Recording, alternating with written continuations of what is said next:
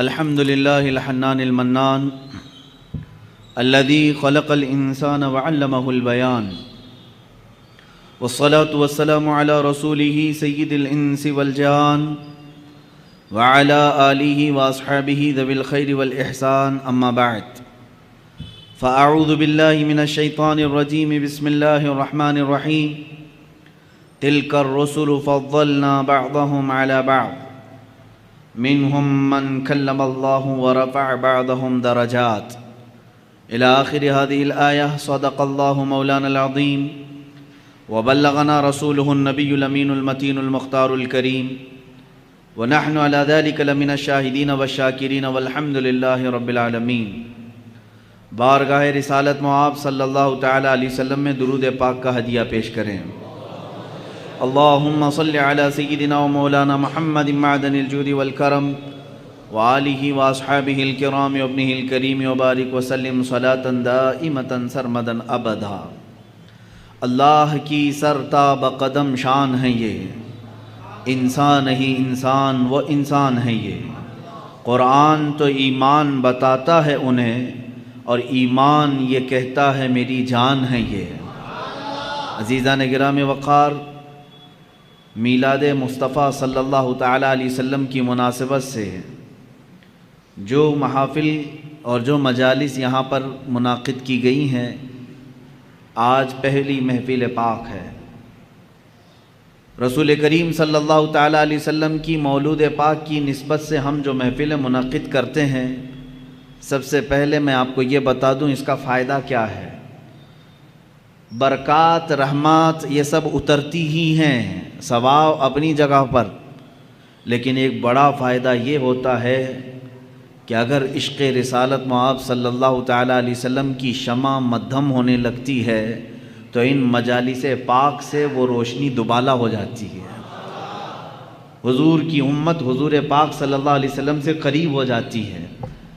یہ مناسبتوں کے ذریعے ہمیں میرے آقا صلی اللہ تعالی علیہ وسلم کی سیرت پاک پر بیان کرنے کا اور آپ سب کو سننے کا موقع ملتا ہے.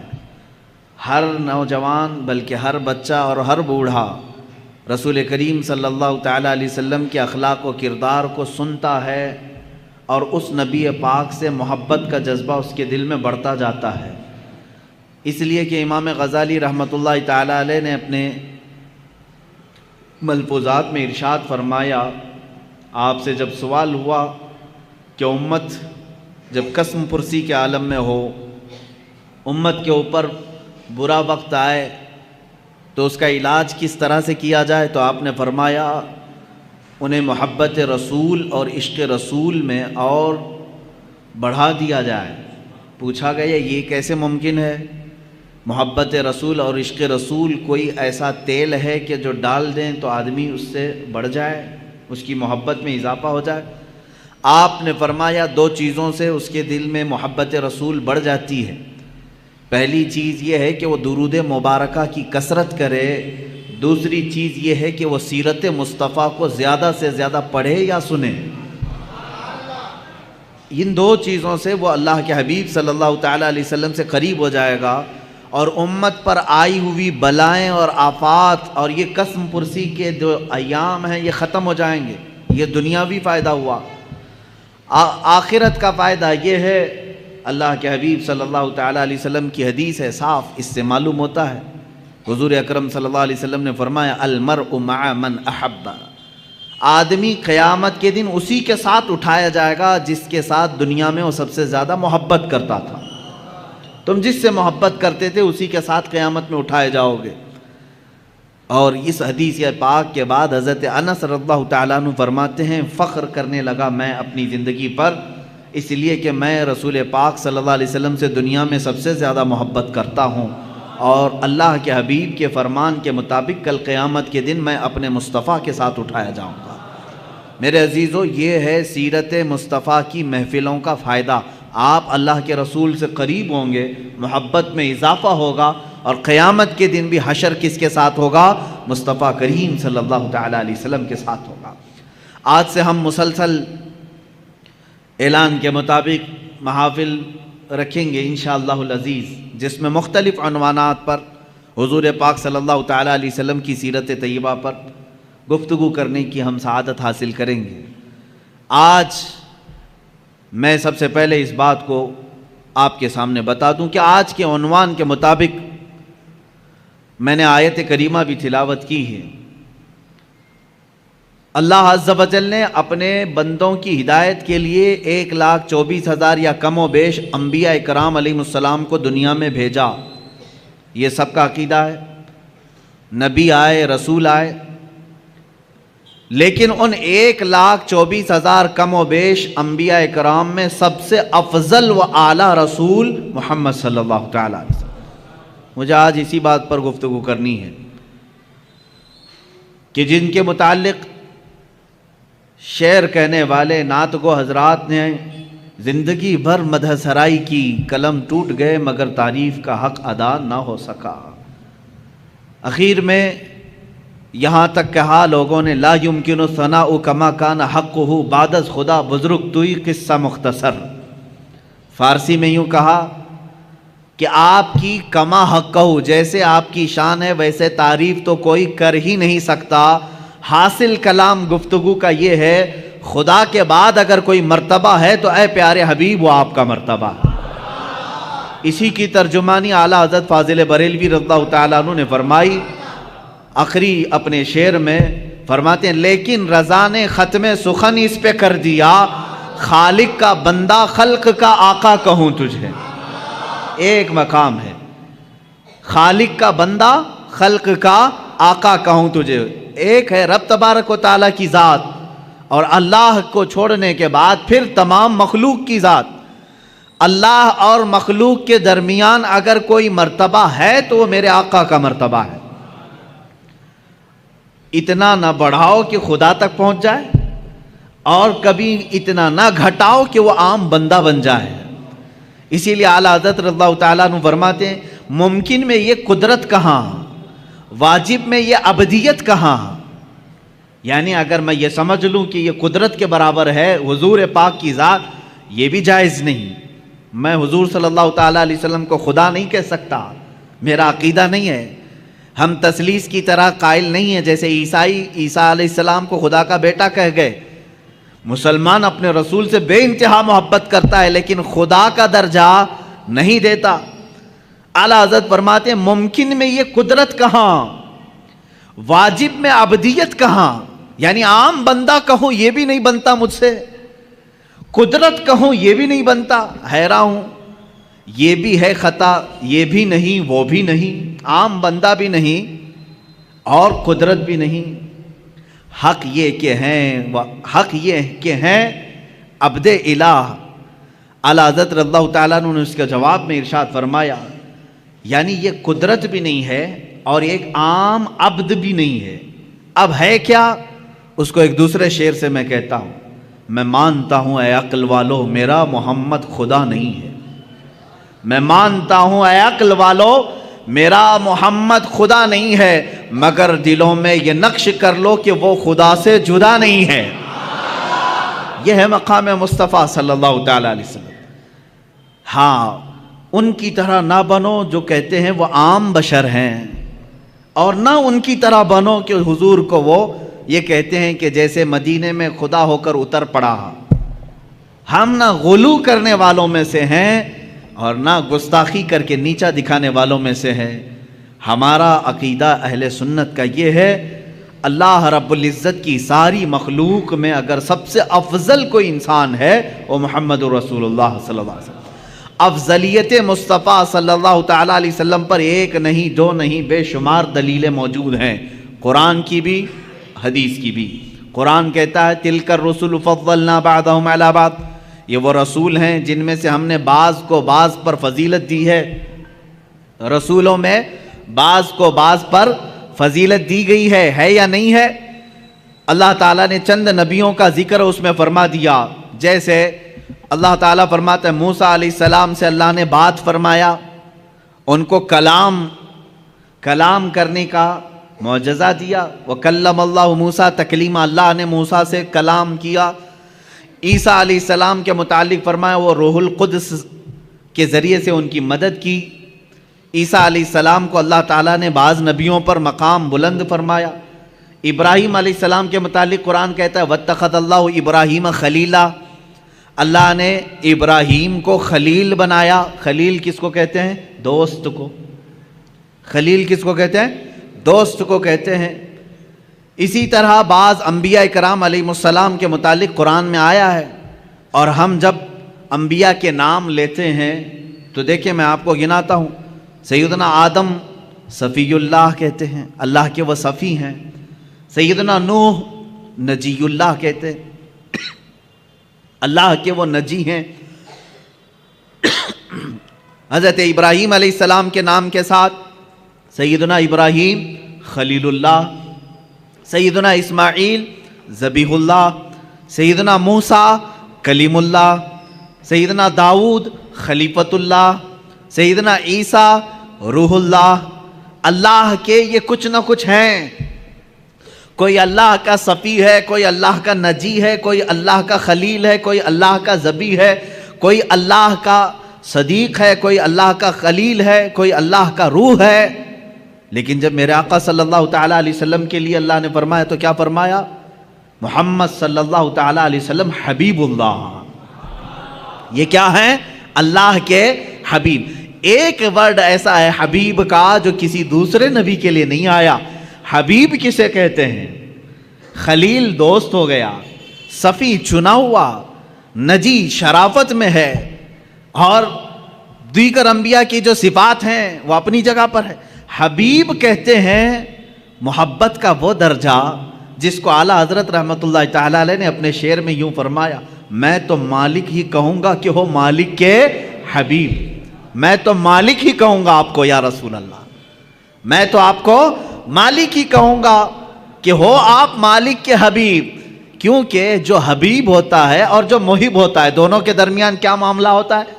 مثال کے طور پر میں اگر کسی سے محبت کر رہا ہوں تو محبت کا تقاضا یہ ہے کہ یہ میرا موبائل ہے، یہ میرا ہے، لیکن جب میرا حبیب سامنے ہوگا تب میں یہ نہیں کہوں گا یہ میرا ہے۔ یہاں میرا تیرا نہیں ہوتا، جو میرا ہے وہ اس کا ہے، جو اس کا ہے وہ میرا ہے۔ حبیب میں یہ نسبت ہوتی ہے، خلیل میں نہیں، صدیق میں نہیں، حبیب میں یہ نسبت ہوتی ہے، جو میرا ہے وہ میرے حبیب کا ہے، اور جو حبیب کا ہے وہ میرا ہے۔ اب اعلیٰ حضرت کا شعر پڑھو تو سمجھ میں بھی آئے اور مزہ بھی آئے۔ فرماتے ہیں میں تو مالک ہی کہوں گا یا رسول اللہ کہ ہو آپ مالک کے حبیب، یعنی محبوب و محب میں نہیں میرا تیرا، محبوب و محب میں نہیں میرا تیرا، اس میں میرا تیرا نہیں ہوتا۔ تو جہاں حبیب کی بات آتی ہے وہاں میرا اور تیرا نہیں ہوتا۔ عزیزان گرامی وقار، حضور پاک صلی اللہ تعالیٰ علیہ وسلم کی افضلیت اس سے ہے کہ آپ کو صرف مخلوق میں یعنی عام انسانوں میں افضل اللہ نے نہیں بنایا، بلکہ انبیاء کرام علیہ السلام میں بھی افضل بنایا۔ اتنا ہی نہیں بلکہ رسول اعظام اور فرشتگان جو اللہ کے مقرب فرشتے ہیں ان سے بھی افضل بنایا۔ حضور صلی اللہ تعالیٰ علیہ وسلم کو ان سے بھی افضل بنایا۔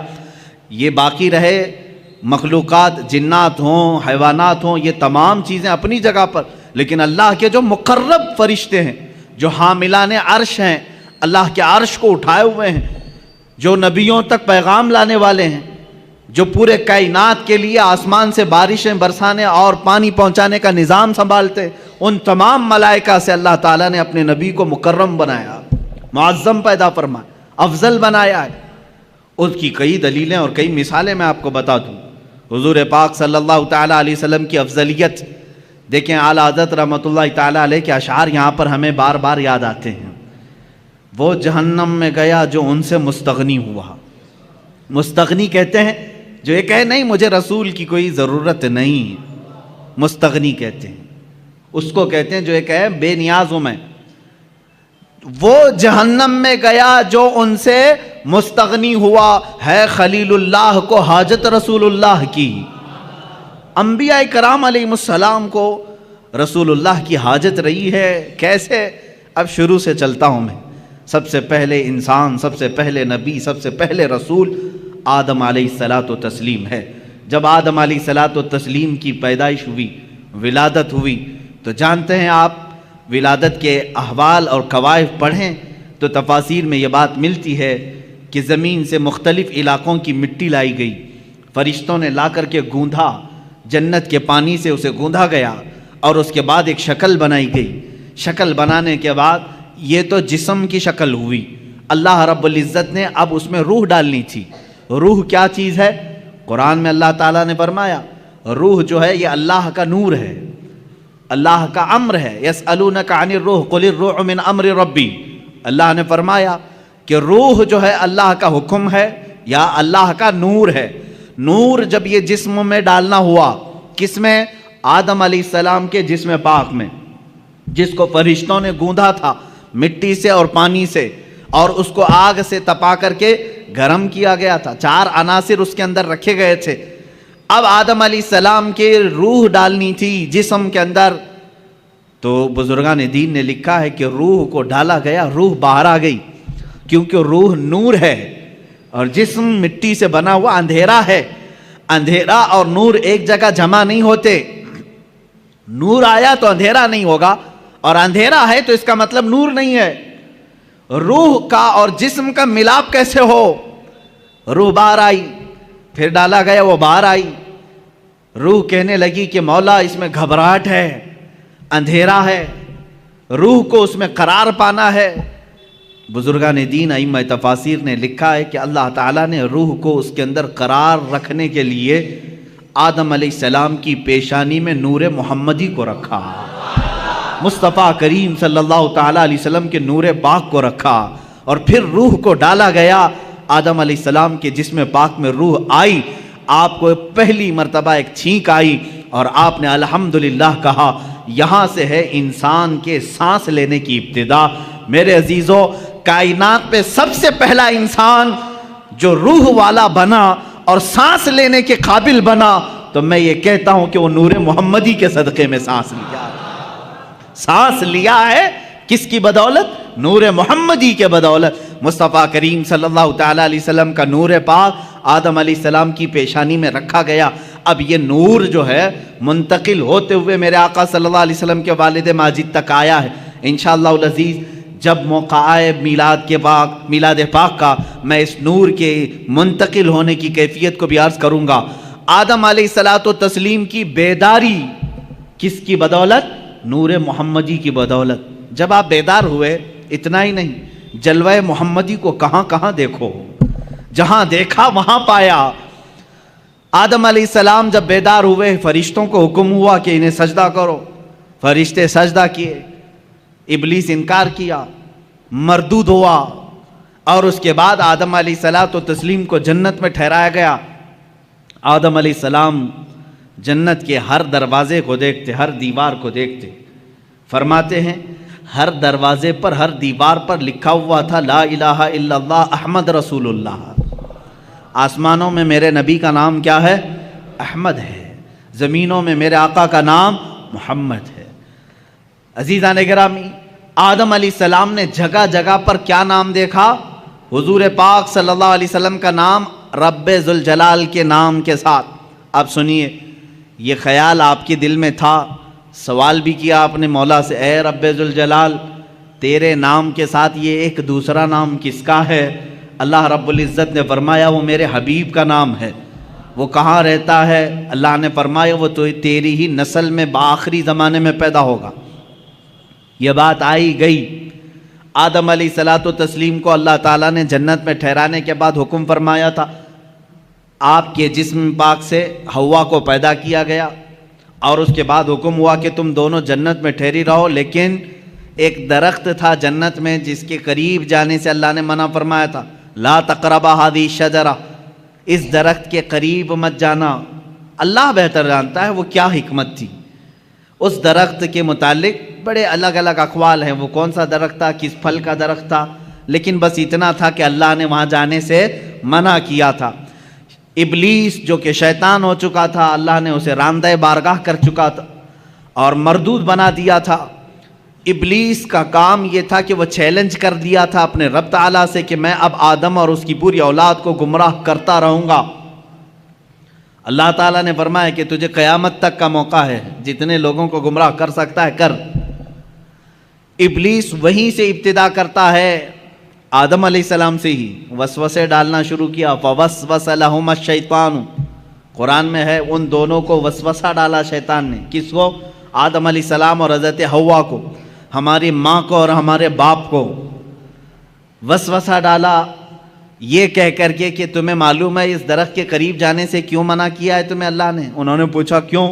کہا اگر تم یہ درخت کا پھل کھا لو گے الا ان تکونا ملکین او تکونا من الخالدین، اس نے کہا کہ اگر تم یہ پھل کھا لو گے تو یا تو بڑے معزز فرشتے بن جاؤ گے یا تو ہمیشہ جنت میں ہی رہو گے، اور جو نہیں کھاتا وہ جنت سے نکل جائے گا۔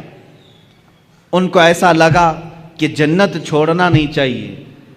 تو ہو سکتا ہے انبیاء کرام علیہ السلام کی بات ہے، میں بڑے ادب سے یہاں کہوں گا، آدم علیہ السلام اور حضرت بی بی حوا کے درمیان بات چیت ہوئی، آخر کار وہ پھل کھا لیے، قریب بھی گئے، پھل کھا بھی لیے، اور اللہ رب العزت کا عتاب ہوا۔ اللہ نے فرمایا اب اترو، تم زمین پر جاؤ۔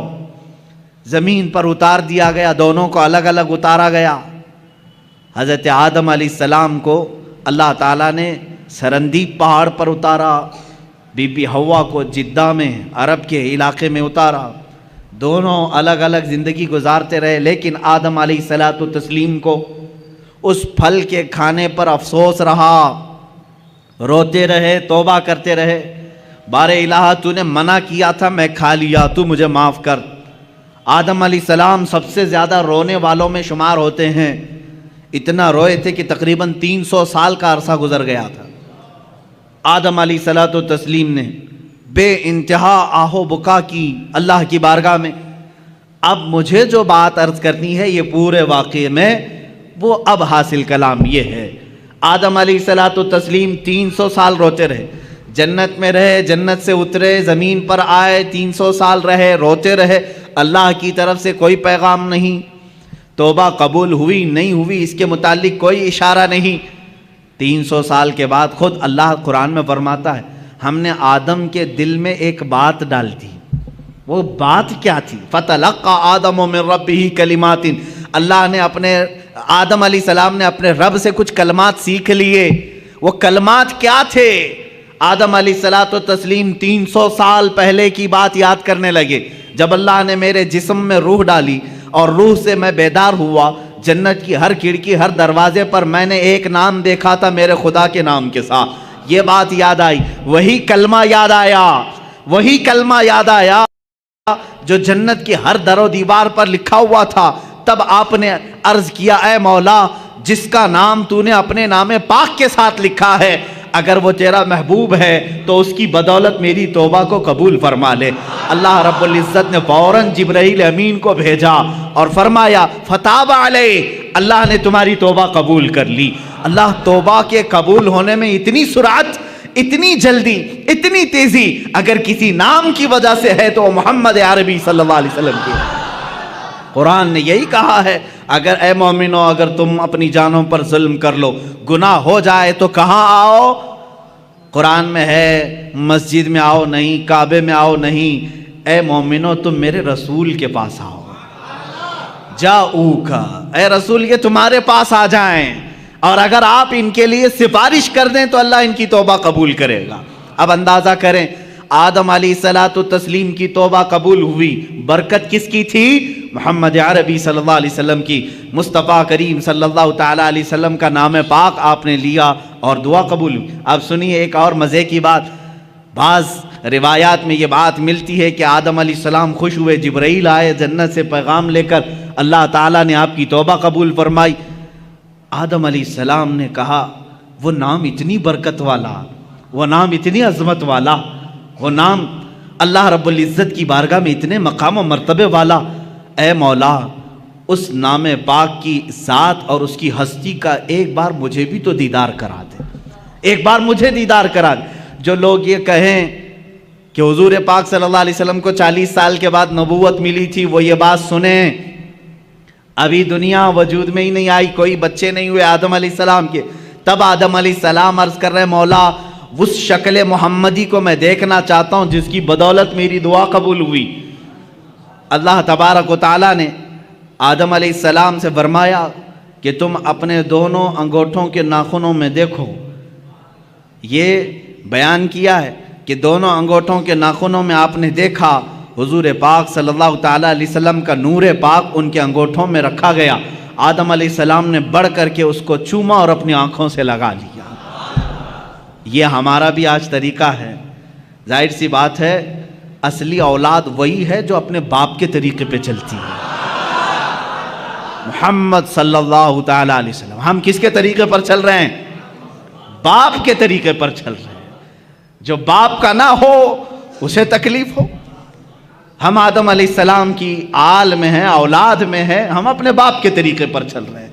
عزیزان گرامی وقار، مجھے یہاں پر افضلیت مصطفیٰ عرض کرنی ہے.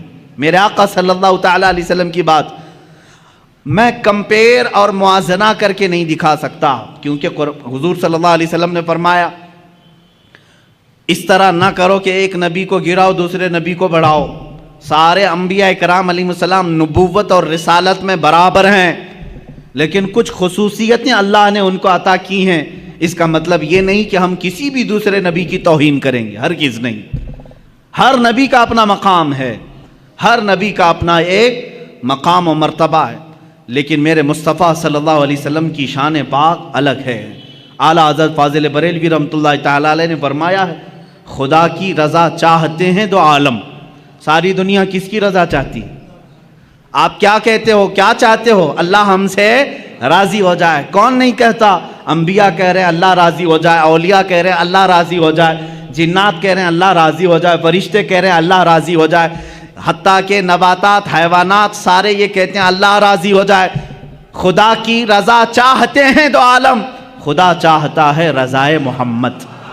یہ ہے میرے آقا کا مقام، خدا چاہتا ہے رضائے محمد.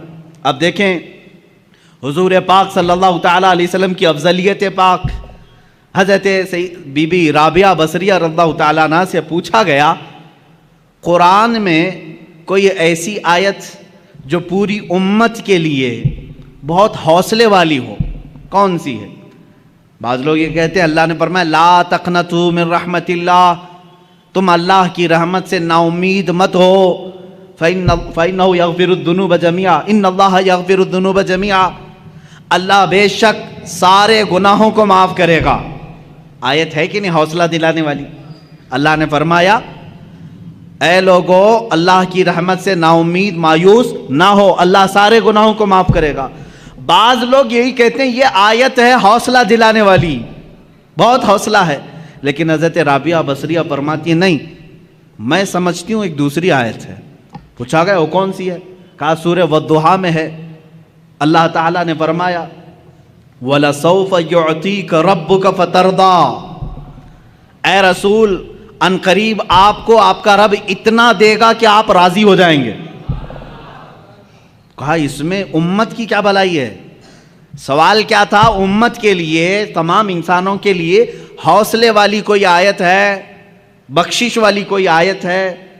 تو وہ بعض علماء نے کہا لا تقنطوا من رحمت اللہ، یہ آیت ہے رحمت کی، اللہ کی رحمت سے مایوس نہ ہو، اللہ سب گناہ معاف کرے گا. اس سے تو سمجھ میں آ رہا ہے کہ لوگوں کے گناہ معاف ہوں گے.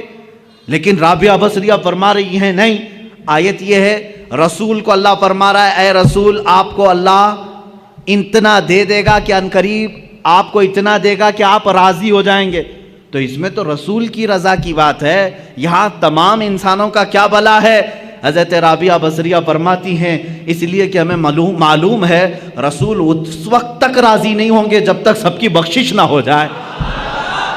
جب تک سارے ایمان والوں کی بخشش نہ ہو جائے تب تک رسول راضی نہ ہوں گے. یہ سب سے بڑی آیت رحمت ہے کہ رسول کی رضا جب تک نہ ہوگی اللہ دیتا رہے گا، دیتا رہے گا. عزیزان گرامی، افضلیت مصطفیٰ صلی اللہ تعالیٰ علیہ وسلم، انبیاء کرام کو جو مقامات ملے وہ اپنی جگہ پر ہے. اس لیے کہ شاعر نے کہا ہے کہ حسن یوسف دم عیسیٰ ید بیضاداری، آنچے ہمہ خوباں دارند تو تنہا داری. یا رسول اللہ صلی اللہ علیہ وسلم، یوسف کا حسن بھی آپ کے اندر ہے، عیسیٰ علیہ السلام کی قوت و طاقت جو آپ مردوں کو زندہ کرتے تھے آقا آپ کے اندر وہ بھی جمال ہے. حسن یوسف دم عیسیٰ ید بیضا، عیسیٰ علیہ السلام کی قوت اور موسیٰ علیہ السلام کے معجزوں کا کمال بھی آپ کے اندر ہے۔ آنچ ہما خوباں دارند، یہ سارے نبی جتنے معجزے رکھتے تھے، یا رسول اللہ تو تنہا داری، آپ کے اکیلے کے اندر وہ سب موجود ہیں۔ وہ ساری چیزیں اللہ نے آپ کو انعام میں عطا کی۔ میں تفصیل سے اگر بتاتا چلوں تو سارے معجزات ایک الگ عنوان ہے، انشاءاللہ 12 روز کے اندر معجزات مصطفیٰ بھی میں عرض کروں گا، لیکن اولیاء انبیاء اکرام علیہ السلام میں افضلیت جس رسول کو حاصل ہے وہ میرے آقا صلی اللہ علیہ وسلم کی شان۔ دیکھیں اللہ تبارک و تعالیٰ نے حضور اکرم صلی اللہ تعالیٰ علیہ وسلم کو اولین کا بھی سردار بنایا، آخرین کا بھی سردار بنایا۔ خود میرے آقا فرماتے ہیں انا سید الاولین والآخرین، میں اولین کا بھی سردار ہوں، آخرین کا بھی سردار ہوں۔ اور یہی سرداری ہی تو ہے۔ سب سے بڑی افضلیت کہاں ثابت ہوتی ہے؟ اس وقت جب اللہ رب العزت معراج میں اپنے حبیب کو بلا رہا ہے۔ ایک طرف لن ترانی ہے، ایک طرف لن ترانی قرآن میں آئی ہوئی آیت میں بتا رہا ہوں۔ موسیٰ علیہ السلام اللہ رب العزت کی بارگاہ میں بار بار یوں عرض کر رہے تھے، ربی ارینی، اے اللہ تو مجھے اپنا جلوہ دکھا دے، اے اللہ تو مجھے اپنا دیدار کرا دے۔ اللہ فرماتا ہے لن ترانی، اے موسیٰ تو ہرگز مجھے نہیں دیکھ سکے گا۔ لن عربی میں تاکید کے لیے آتا ہے، نفی تاکید، کہ تم ہرگز نہیں دیکھ سکو گے۔ کس کو کہا جا رہا ہے؟ موسیٰ علیہ السلام۔ آپ نے بار بار اصرار کیا تو اللہ تعالیٰ نے فرمایا ٹھیک ہے، کوہ طور پر آ جاؤ، کوہ طور پر آ جاؤ، نالین نیچے اتارو۔ موسیٰ علیہ السلام کو کیا کہا جا رہا ہے؟ نالین، چپل اپنے نیچے اتارو، کوہ طور پر آؤ۔ اور اللہ رب العزت اپنی پوری ذات نہیں، اپنی ایک تجلی کا اظہار تم پر کرے گا۔ اگر دیکھ سکو تو دیکھ لو، اس کے بعد دوسری منزلیں ہوں گی۔ قرآن کی آیت ہے 9ویں پارے کی، اللہ فرماتا ہے فَلَمَّا تَجَلَّى رَبُّهُ لِلْجَبَلِ جَعَلَهُ دَكَّا وَخَرَّ مُوسَىٰ صَعِقًا۔ اللہ تعالیٰ نے حکم فرمایا موسیٰ سامنے والے پہاڑ کی طرف دیکھتے رہو، اس درخت کی طرف جو پہاڑ کے اوپر ہے۔ اس درخت پر اللہ رب العزت نے اپنے جمال کی، جلال کی تجلیات میں سے سوئی کے ناکے سے بھی کم، سوئی کا ناکا ہوتا کتنا ہے؟ بہت چھوٹا سا، سوئی کی انی، اس سے بھی کم حصہ اپنی تجلی کا، اپنی نور کا ظاہر فرمایا۔ قرآن کہتا ہے جعلہ دکا، پورا پہاڑ زلزلہ میں تبدیل ہوا، زلزلے میں آ گیا، پورا پہاڑ جل گیا۔ وَخَرَّ مُوسَىٰ صَعِقًا، اور غش کھا کر کے موسیٰ علیہ السلام زمین پر گر گئے، غش کھا گئے، دیکھ نہیں سکے کس چیز کو؟ جو سوئی کے ناکے کے برابر رب ذوالجلال کی تجلی تھی۔ فَلَمَّا أَفَاقَ قَالَ سُبْحَانَكَ تُبْتُ إِلَيْكَ، جب وہ بیدار ہوئے، موسیٰ علیہ السلام نے کہا اے اللہ تیری بلندی ہو، تیری پاکی ہو، میں رجوع کرتا ہوں اپنی اس بات سے جو پہلے کہہ رہا تھا کہ اللہ تو مجھے دکھا دے۔ پھر دوبارہ انہوں نے یہ بات نہیں کہی کہ اے اللہ تو مجھے دکھا دے، اے اللہ تو مجھے اپنا دیدار کرا دے۔ یہ تو موسیٰ علیہ الصلوۃ والتسلیم کی شان ہے، کیونکہ اللہ تعالیٰ نے فرمایا کسی بشر میں یہ طاقت نہیں کہ وہ براہ راست اپنے رب کو دیکھ سکے۔ کسی بشر کے اندر یہ آنکھیں دی نہیں گئیں کہ وہ براہ راست اپنے پیدا کرنے والے خالق کو دیکھ سکے۔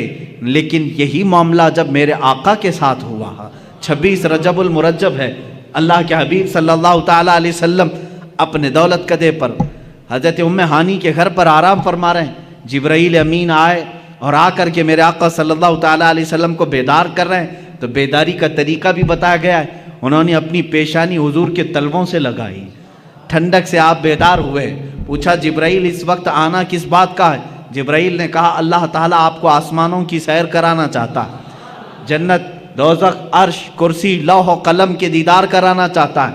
اے رسول گرامی وقار، آج آپ کی معراج کا وقت ہے، آج کی معراج کی شب ہے، اللہ تعالیٰ آپ کو اپنی زیارت کرانا چاہتا ہے۔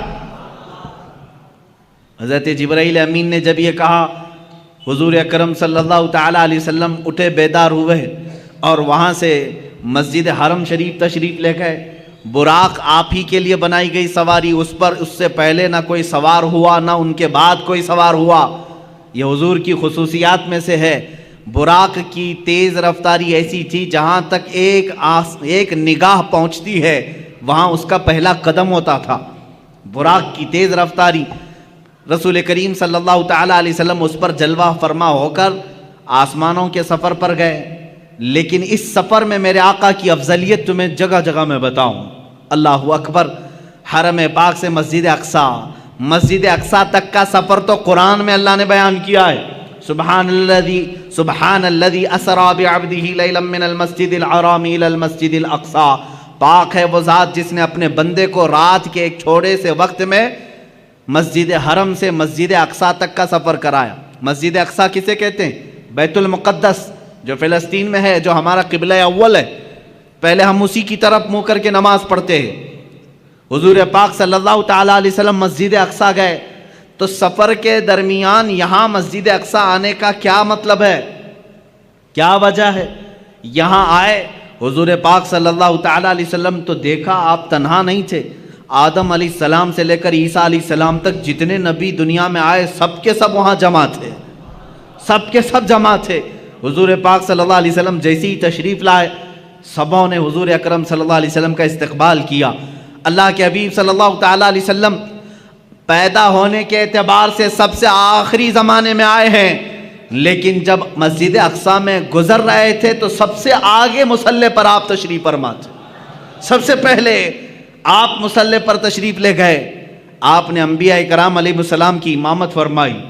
اب یہ ایک الگ نماز ہے، جبکہ نماز تو معراج کے بعد ہم کو ملی، وہ نماز انبیاء کی مخصوص نماز تھی، وہ تو صرف میرے آقا کی امامت دکھانی مقصود تھی۔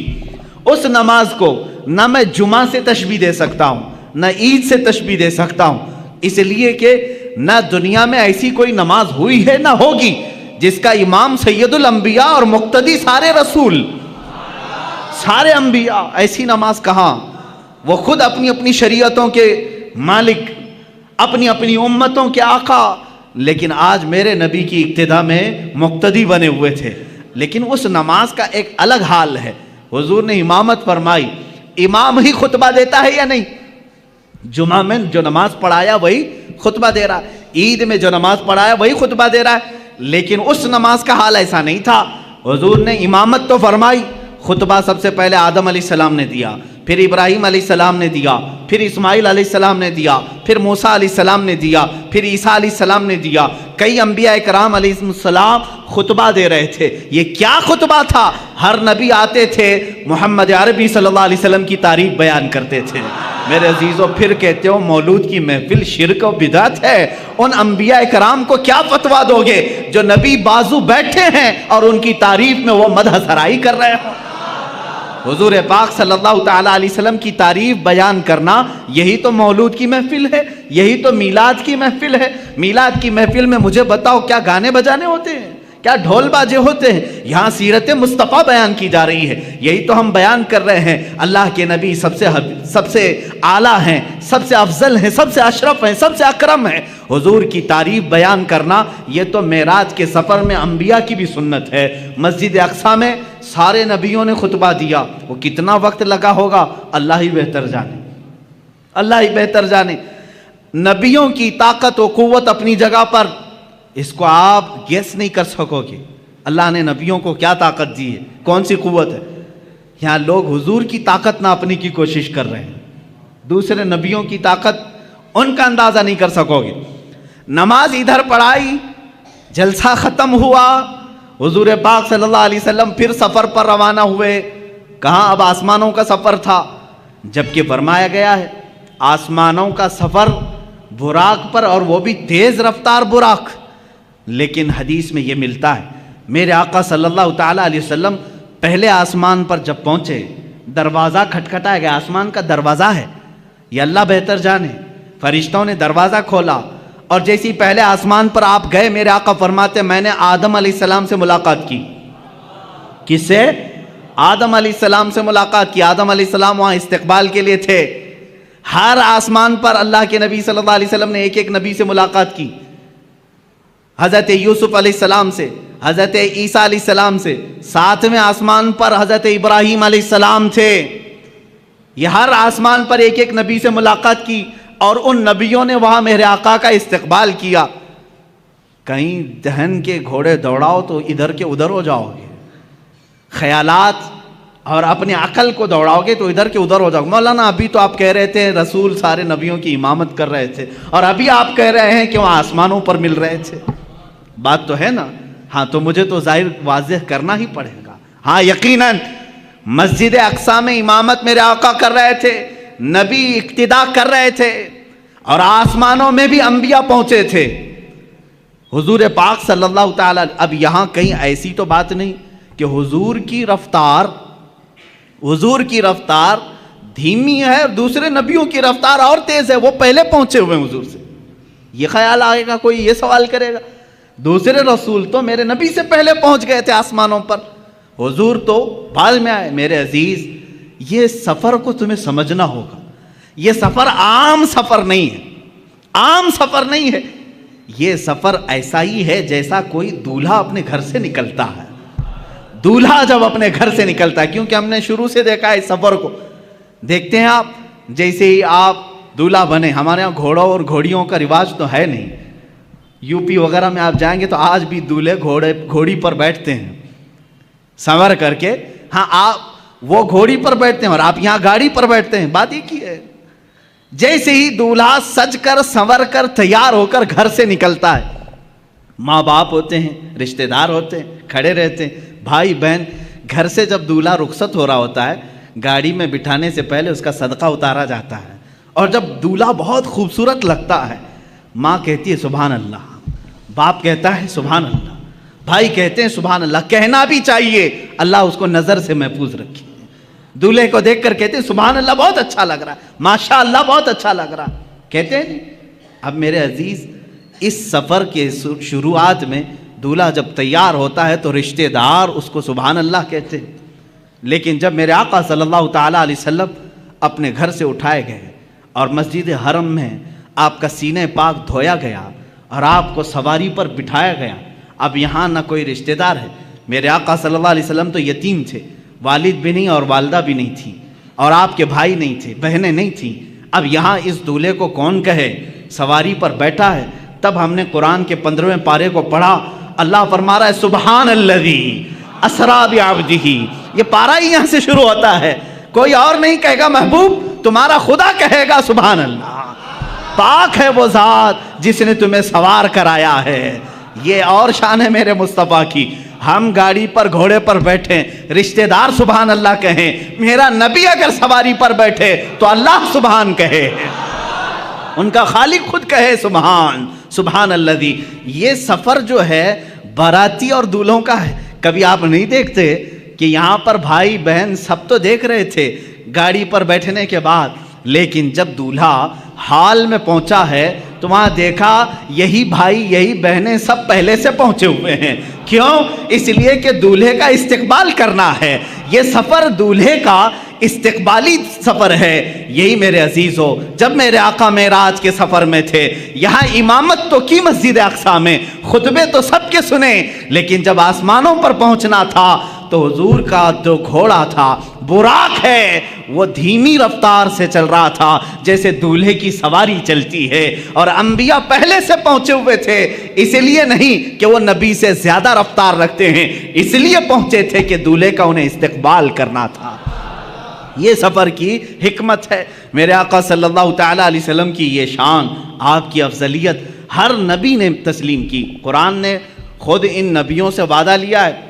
عزیزان گرامی وقار، اسی سفر میں آپ کو یہ بھی بتا دوں، اللہ کے حبیب صلی اللہ تعالیٰ علیہ وسلم آسمانوں کا سفر کیے، جنت آپ کو دکھائی گئی، دوزخ کے نظارے کروائے گئے، اور اس کے بعد ایک مقام ایسا آیا سدرہ کے بعد، جبرائیل امین نے کہا اب جائیں، آپ کا سفر ہے. جہاں سے جبرائیل کا بھی سفر نہیں تھا، رسول کریم صلی اللہ علیہ وسلم وہ پہلے شخص ہیں جنہوں نے سدرہ کے آگے کا سفر کیا. حضور پاک صلی اللہ تعالیٰ علیہ وسلم جس جگہ گئے اس کو کہتے ہیں لامکان. لامکان کا مطلب ہے جس جگہ کا کوئی نام ہی نہیں، تم نام نہیں رکھ سکتے اس کا. جنت کا ایک نام ہے، دوزخ کا ایک نام ہے، عرش کا ایک نام ہے، کرسی ایک نام ہے. حضور نے اس جگہ کا سفر کیا جس کو لامکہ کہتے ہیں، اس کا نام ہی نہیں، اب ہم نام نہیں رکھ سکتے اس جگہ کا، وہ کہاں ہے یہ وہی جانے جو سفر کیا ہو یا جس نے سفر کرایا ہو۔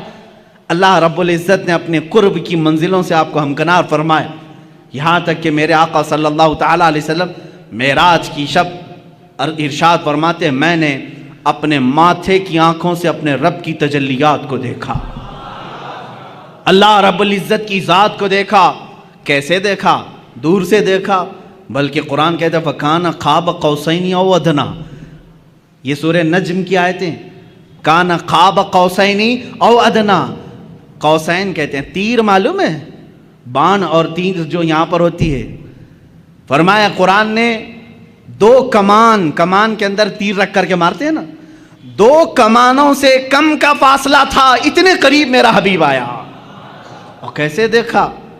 موسیٰ علیہ السلام نے کوہ طور پر جو دیکھا وہ بہت چھوٹی سی تجلی تھی، اور کیسے ابھی پورا دیکھ ہی نہیں پائے تھے، پلک جھپک رہے تھے، تبھی غش کھا کر گرے۔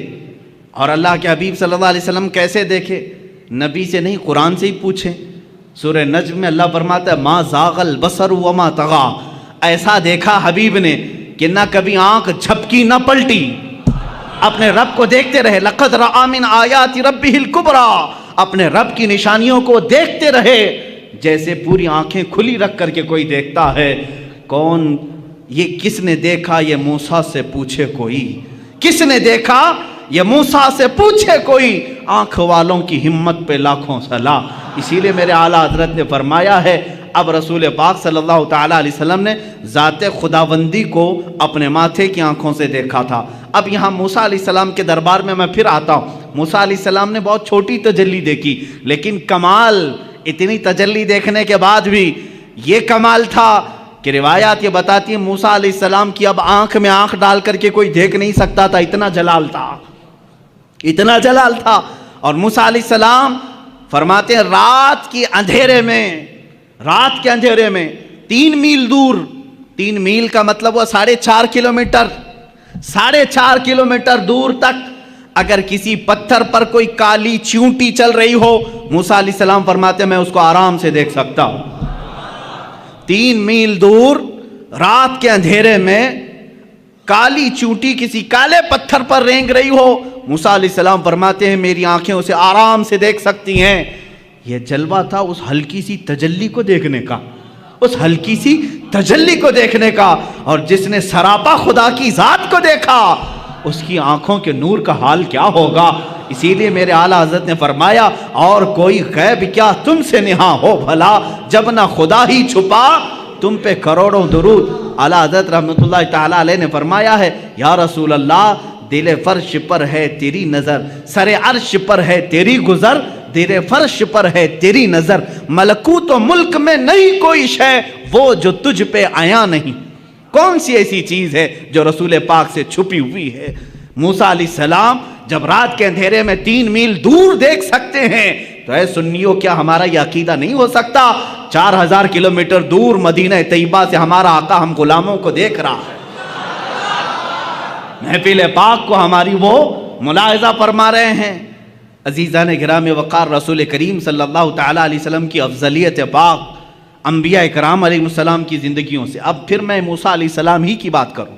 جب آپ سنتے ہوں گے معراج کے واقعات تو یہ بات تو ضرور سنتے ہوں گے 50 نمازیں دی گئی تھی حضور کو امت کے لیے تحفہ، لیکن کم کس نے کرایا؟ موسیٰ علیہ السلام نے۔ یہ 4تھے آسمان پر یا 5ویں آسمان پر ملتے تھے، حضور پاک صلی اللہ تعالیٰ علیہ وسلم سے ملاقات ہوئی، رب تعالیٰ کے متعلق پوچھا، کہا آپ کی امت یہ 50 نمازیں نہیں پڑھ سکے گی، کم کرائیں۔ 5 کم ہوئی، 5 کم ہوئی، 5 کم ہوئی، 9 مرتبہ میرے آقا گئے۔ کہاں پر؟ اپنے رب کی بارگاہ میں 9 مرتبہ۔ یہاں سب پہلے سے طے تھا، نمازیں بچنی 5 ہی ہیں۔ اللہ کو تو معلوم تھا، اللہ رب العزت قادر مطلق ہے، یہ 9 مرتبہ گھومنے پھرنے کا معاملہ کیا ہے؟ اوج پر جانا میرے حضور کا ہے۔ حضور پاک صلی اللہ تعالیٰ علیہ وسلم بار بار جا رہے ہیں۔ موسیٰ علیہ السلام کو جب معلوم تھا کہ یہ امت 5 سے زیادہ نہیں پڑھ سکتی تھی تو جب 50 حضور لے آئے تھے سیدھے کہہ دیتے اے رسول جائیں ڈائریکٹ 45 کم کرا کے آ جائیں. موسیٰ علیہ السلام نے ایک بار بھی نہیں کہا اور کم کرائیں. کتنا یہ نہیں, اور کم کرائیں اور کم کرائیں. 5 بچے رہ گئے جبکہ موسیٰ علیہ السلام اب بھی کہہ رہے تھے اور کم کرائیں. یہ حدیث پاک میں اللہ کے نبی صلی اللہ علیہ وسلم نے آخر میں فرمایا اب مجھے حیا آتی ہے کم کرانے میں. حضور نے آخر میں فرمایا. اب اس کی حکمت جو سیرت نگار بزرگان دین ہیں فرماتے ہیں بات در حقیقت نمازوں کے کم کرانے کی نہیں تھی. موسیٰ علیہ الصلوۃ والتسلیم جو کوہ طور پر جلوہ دیکھ نہ سکے تھے وہ نگاہ مصطفیٰ میں دیکھ رہے تھے. میرے آقا صلی اللہ تعالیٰ علیہ وسلم کی نگاہوں میں دیکھ رہے تھے. تازہ تازہ جلوہ ہے, ابھی رب کو دیکھ کر یہ بندہ آیا ہے. اللہ رب العزت کا خصوصی بندہ, اس کا حبیب, اس کا محبوب ابھی یہ جلوہ دیکھ کر آیا ہے. رب تبارک و تعالیٰ کے جلوے ان کی آنکھوں میں سمائے ہوئے تھے. موسیٰ علیہ السلام یہ کہتے ہیں کہ انہی جلووں کو ان آنکھوں سے دیکھ لو, پھر بھیجتے کہ تازہ پھر دیکھ کر کے آئیں گے, پھر میرے مولا کے جلوے ان کی آنکھوں میں دیکھنے کو ملیں گے. اسی لیے تو اعلیٰ حضرت نے فرمایا کس نے یہ دیکھا موسیٰ سے پوچھے کوئی, آنکھ والوں کی ہمت پہ لاکھوں سلام. حضور پاک صلی اللہ تعالیٰ علیہ وسلم نے بھی موسیٰ علیہ السلام کو منع نہیں کیا بلکہ بار بار جاتے رہے, اس لیے کہ اپنے رب کا دیدار بار بار ہوتا رہا. اللہ نے بھی یہ نہیں فرمایا ایک ہی ساتھ کم کر دیا جائے, اس لیے کہ میرا حبیب بار بار آتا رہے. یہ نمازوں کے کم کرانے کا سلسلہ تو تھا لیکن ایک دوسرے کی محبت کا بھی معاملہ تھا.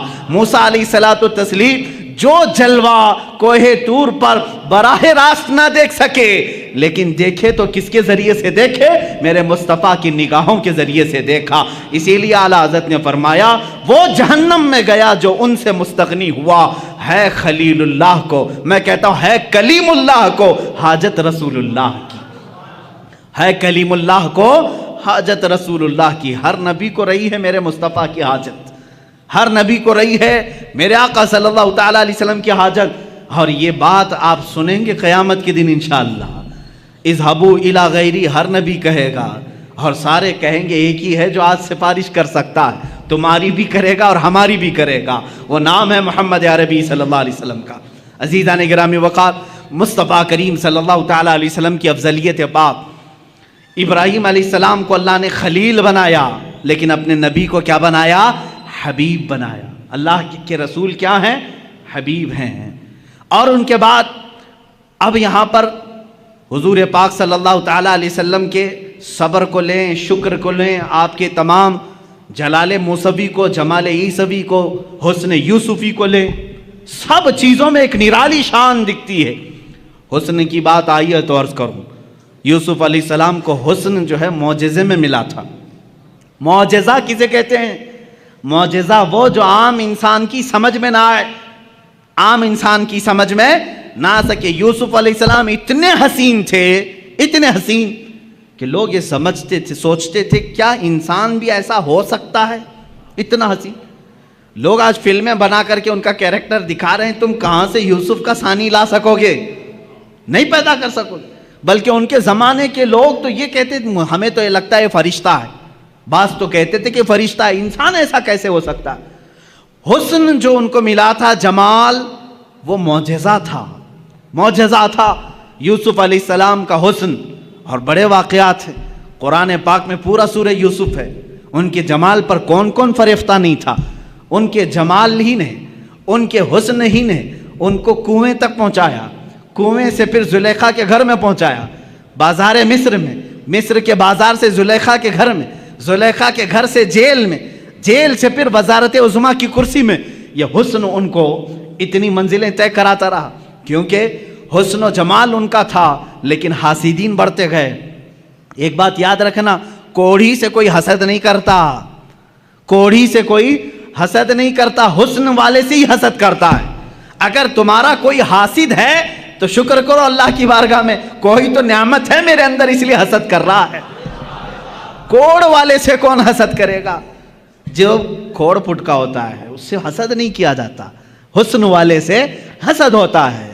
جس کے پاس کوئی دولت ہو اس سے حسد ہوتا ہے. بہرحال یوسف علیہ السلام اس کے شکار ہوتے رہے, لیکن ان کے حسن کے متعلق قرآن کا مشہور واقعہ, زلیخا بہت فریفتہ تھیں, وارفتہ تھی یوسف علیہ السلام پر.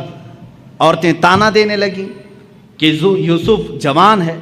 زلیخا شادی شدہ عورت ہے, شادی شدہ ہونے کے باوجود ایک نوجوان کے حسن کے چکر میں پڑ گئی. ان تمام تانوں کو سن کر کے زلیخا نے ایک دعوت کی تھی. دعوت میں شہر کی امیر عورتوں کو بلایا تھا. سب کے ہاتھوں میں ایک لیمو اور ایک چھری دی تھی. کہا میں جب کہوں تب یہ کاٹ دینا. یوسف علیہ السلام کو سجا سنوار کر کے اس نے اس کمرے میں بلایا. جب وہ آئے تو یوسف علیہ السلام کمرے میں جیسے داخل ہوئے, زلیخا نے کہا اے عورتوں, اے بیبیوں, اپنے لیمو کاٹ دو. عورتیں وہ حسن یوسف کو پہلی بار دیکھ رہی تھی اور یوسف علیہ السلام کا جمال دیکھنے میں ایسے ماہ ہو گئیں, غرق ہو گئیں, ڈوب گئیں کہ لیمو چھوٹ گیا, انگلیاں کٹ گئیں, انگلیاں چاروں انگلیاں کٹ گئیں. تیز چاقو دیر ہوگی, سب کٹ گئی. یوسف علیہ السلام جب چلے گئے تب انہیں لگا ارے انگلیاں کٹ گئیں. مجھے یہ بتاؤ, یہ واقعہ آپ نے سنا تھا نا؟ قرآن کا واقعہ ہے. سورہ یوسف 12ویں پارے میں یہ موجود ہے, جا کر پڑھ لینا. یہ حسن یوسف ہے. لیکن آؤ حسن مصطفیٰ کے دربار میں. میرے آقا صلی اللہ تعالیٰ علیہ وسلم کا جمال کیا تھا؟ میرے آقا صلی اللہ تعالیٰ علیہ وسلم کے جمال کے متعلق خود میرے آقا فرماتے ہیں ان اخی یوسف اصبح وانا ملیح. یوسف علیہ السلام نہایت ہی گورے رنگ کے تھے. میرے آقا کی زبان سے پہلے سنتے ہیں نا حضور کا حسن کیسا ہے. یوسف علیہ السلام, حضور خود فرماتے ہیں میرے بھائی یوسف, کیونکہ سارے نبی آپس میں بھائی ہیں. حضور فرماتے ہیں میرے بھائی یوسف اجلی رنگت کے تھے اور اللہ نے مجھے گلابی رنگت عطا کی ہے. اجلی رنگت اور گلابی رنگت میں تھوڑا فرق ہے. اجلی رنگت جیسے ظاہر سی بات ہے, سورج جب دوپہر کے وقت آ جائے ہر کوئی اس پر نگاہیں ٹکا کر نہیں رکھ سکتا, دیکھ نہیں سکتا. ہے تو بہت اجلا لیکن دیکھنے کی تاب سب کی نہیں ہوتی. لیکن وہی رات کی ٹھنڈی وقت جب چاند طلوع ہوتا ہے, چاند کی بھی روشنی سفید ہے لیکن ٹھنڈک اتنی ہے کہ اس پر نگاہیں باندھ کر دیکھی جا سکتی. یہ میرے آقا صلی اللہ علیہ وسلم کے حسن کا انداز تھا کہ یوسف علیہ السلام کو دیکھے کوئی تو ان کے آنکھوں کو ہو سکتا ہے ایک بار ان کا حسن خیرہ کر جائے, لیکن میرے آقا کو دیکھنے والے کی حالت یہ ہوتی کہ وہ نگاہیں بند کرنا بھول جاتا, دیکھتا ہی رہتا. یہاں تک کہ ام معبد کے متعلق آپ نے سنا ہوگا, مدینے کے راستے میں رہنے والی ایک خاتون, وہ ہر گزرنے والے کی ضیافت کرتی تھی. اس راستے سے جو بھی گزرتا تھا اس کو اپنے گھر سے کھانا کھلاتی تھی, دودھ پلاتی تھی. ام معبد, یہ مکہ سے مدینے کے بیچ میں جو راستہ ہے وہاں گھر تھا ام معبد کا. ہجرت کا جب موقع تھا میرے آقا کا, حضور صلی اللہ علیہ وسلم اور حضرت ابوبکر اسی راستے سے گزر رہے, رات کا وقت تھا, ام معبد کا گھر آیا. حضرت ابوبکر نے کہا آقا یہ بڑی مہمان نواز عورت ہے, بہت اچھی ضیافت کرتی ہے, ایک رات یہاں رک جاتے ہیں. اللہ کے نبی وہاں رک گئے. ام معبد نے دیکھا مہمان آئے, اتفاق ایسا, ام معبد کہتی ہے میری زندگی میں پہلی رات ایسی آئی تھی جب میرے گھر میں دودھ کا ایک قطرہ بھی نہیں تھا, کچھ بھی نہیں تھا. جو بکریاں تھی وہ ان کے شوہر چرانے کے لیے لے گئے تھے, نہیں لائے, 2 دن 3 دن کے بعد آتی تھی. آج ایسا تھا کہ ایک بوڑھی بکری جو ہڈیاں نکالی ہوئی تھی اور پیٹ اندر جا چکا تھا, تھن سوکھ چکے تھے, وہ چوکھٹ کے پاس بندھی ہوئی تھی. ام معبد نے استقبال تو کیا, آ جاؤ قیام کرو, لیکن کھانے کے لیے میرے گھر میں کچھ بھی نہیں ہے. حضور پاک صلی اللہ تعالیٰ علیہ وسلم نے فرمایا اے ام معبد اگر تم اجازت دے دو تو یہ گھر کے باہر بندھی ہوئی بکری سے میں تھوڑا سا دودھ دوہ لوں, دودھ نکال لوں. ام معبد نے کہا اگر یہ دودھ دینے کے لائق ہوتی تو میرے گھر میں کیوں رہتی, دوسری بکریوں کے ساتھ چرنے کے لیے جا چکی ہوتی. حضور پاک صلی اللہ تعالیٰ علیہ وسلم نے فرمایا تم ہمیں اجازت دے دو, بکریوں کا دودھ نکالنا ہمارا کام ہے. اللہ کے حبیب صلی اللہ تعالیٰ علیہ وسلم سے اس نے کہا اگر قطرہ 2 قطرہ مل جائے تو نکال لو, اگر قطرہ 2 قطرے مل جائیں تو دوہ لو. مصطفیٰ کریم صلی اللہ تعالیٰ علیہ وسلم اس بکری کی پشت پر اپنا بایاں ہاتھ رکھا, سیدھا ہاتھ اس کی تھن پر رکھا. صدیق اکبر فرماتے ہیں میری آنکھوں میں اچانک یہ معجزہ دکھا کہ بکری صحت و تندرست ہو گئی, توانا ہو گئی, اس کے تھن دودھ سے بھر گئے. اللہ کے حبیب صلی اللہ تعالیٰ علیہ وسلم دودھ دوہتے رہے، نکالتے رہے، پیالے بھرتے رہے۔ ام معبد کے گھر میں جتنے پیالے تھے سب دودھ سے بھر گئے۔ اور اس دن ام معبد کہتی ہے میری ساری بکریاں مل کر جو دودھ نہیں دیتی تھی، میری کمزور بوڑھی بکری نے اتنا دودھ ایک رات میں دیا تھا۔ وہ دودھ خود بھی پیا، ساروں کو پلایا، بلکہ ام معبد کہتی ہیں میں نے اپنے محلے کے سارے لوگوں کو دودھ بھیجا، پھر بھی میرے گھر میں بچا رہا۔ یہ رات کا قیام تھا میرے آقا کا۔ دوسری صبح ہوئی، حضور صلی اللہ تعالیٰ علیہ وسلم اپنے آگے کے سفر پر روانہ ہو گئے، لیکن ام معبد کا دیوانہ پن اب یہاں عروج پر آیا۔ اب یہ فریفتہ ہو چکی تھی، ایک رات کا قیام تھا میرے آقا کا۔ شوہر آئے، شوہر ام معبد کے آئے، کہا ہے ام معبد گھر میں بھینی بھینی خوشبو کہاں سے آ رہی ہے؟ یہ ہلکی ہلکی روشنی کہاں سے آ رہی ہے؟ گھر میں کچھ تو بدلا بدلا سا دکھ رہا ہے۔ ام معبد نے کہا کیوں نہ بدلا بدلا دکھے، کل رات ایک عجیب سا مہمان ہمارے گھر آیا تھا، بہت عظیم مہمان تھا۔ اب جو مجھے عرض کرنا ہے وہ ام معبد کے الفاظ ہیں۔ پوچھا کون آیا تھا؟ اتفاق کی بات ہے ام معبد نے حضور کا نام ہی نہیں پوچھا تھا۔ کون ہیں آپ یہ پوچھا ہی نہیں تھا۔ وہ سب سے پوچھتی تھی لیکن حضور سے پوچھا ہی نہیں تھا، کیونکہ وہ اس وقت بڑی شرمندہ تھی کہ گھر میں کچھ نہیں ہے۔ اس نے تھوڑی دیر سوچا اور اپنے سے ہی نام خود بنا لیا۔ اپنے شوہر سے کہا کل رات جو آیا تھا اس کا نام مبارک تھا، کل جو آیا تھا اس کا نام مبارک تھا۔ عربی میں کہتے ہیں برکت دینے والے کو مبارک۔ اپنے سے نام رکھ لیا۔ کہا اچھا مبارک آیا تھا۔ شوہر نے کہا مبارک کیسا تھا؟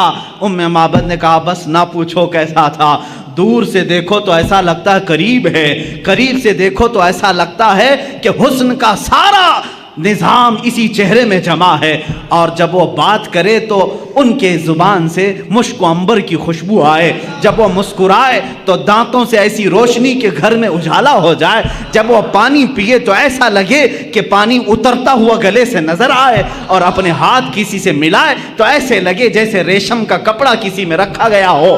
ان کے ہر عضو کو، ان کے جسم کو، ان کے جمال کو وہ بیان کرتی رہی۔ میرے پاس الفاظ نہیں ہیں میرے عزیزوں، ام معبد کی حدیث پڑھو آنکھیں بھیگ جاتی ہیں۔ میرے نبی کا جمال وہ بیان کرتی رہی۔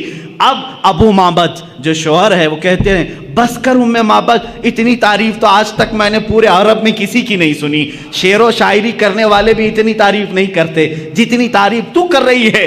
اب ام معبد سے کہا اب میری زندگی کا ایک ہی مقصد ہے کہ اس مبارک سے ایک بار ضرور ملوں گا، اس مبارک سے ایک بار ضرور ملوں گا۔ کہا اس مبارک کا نہ میں نے پتہ پوچھا نہ ایڈریس پوچھا، وہ کہاں سے آیا تھا کہاں گیا یہ بھی مجھے نہیں معلوم۔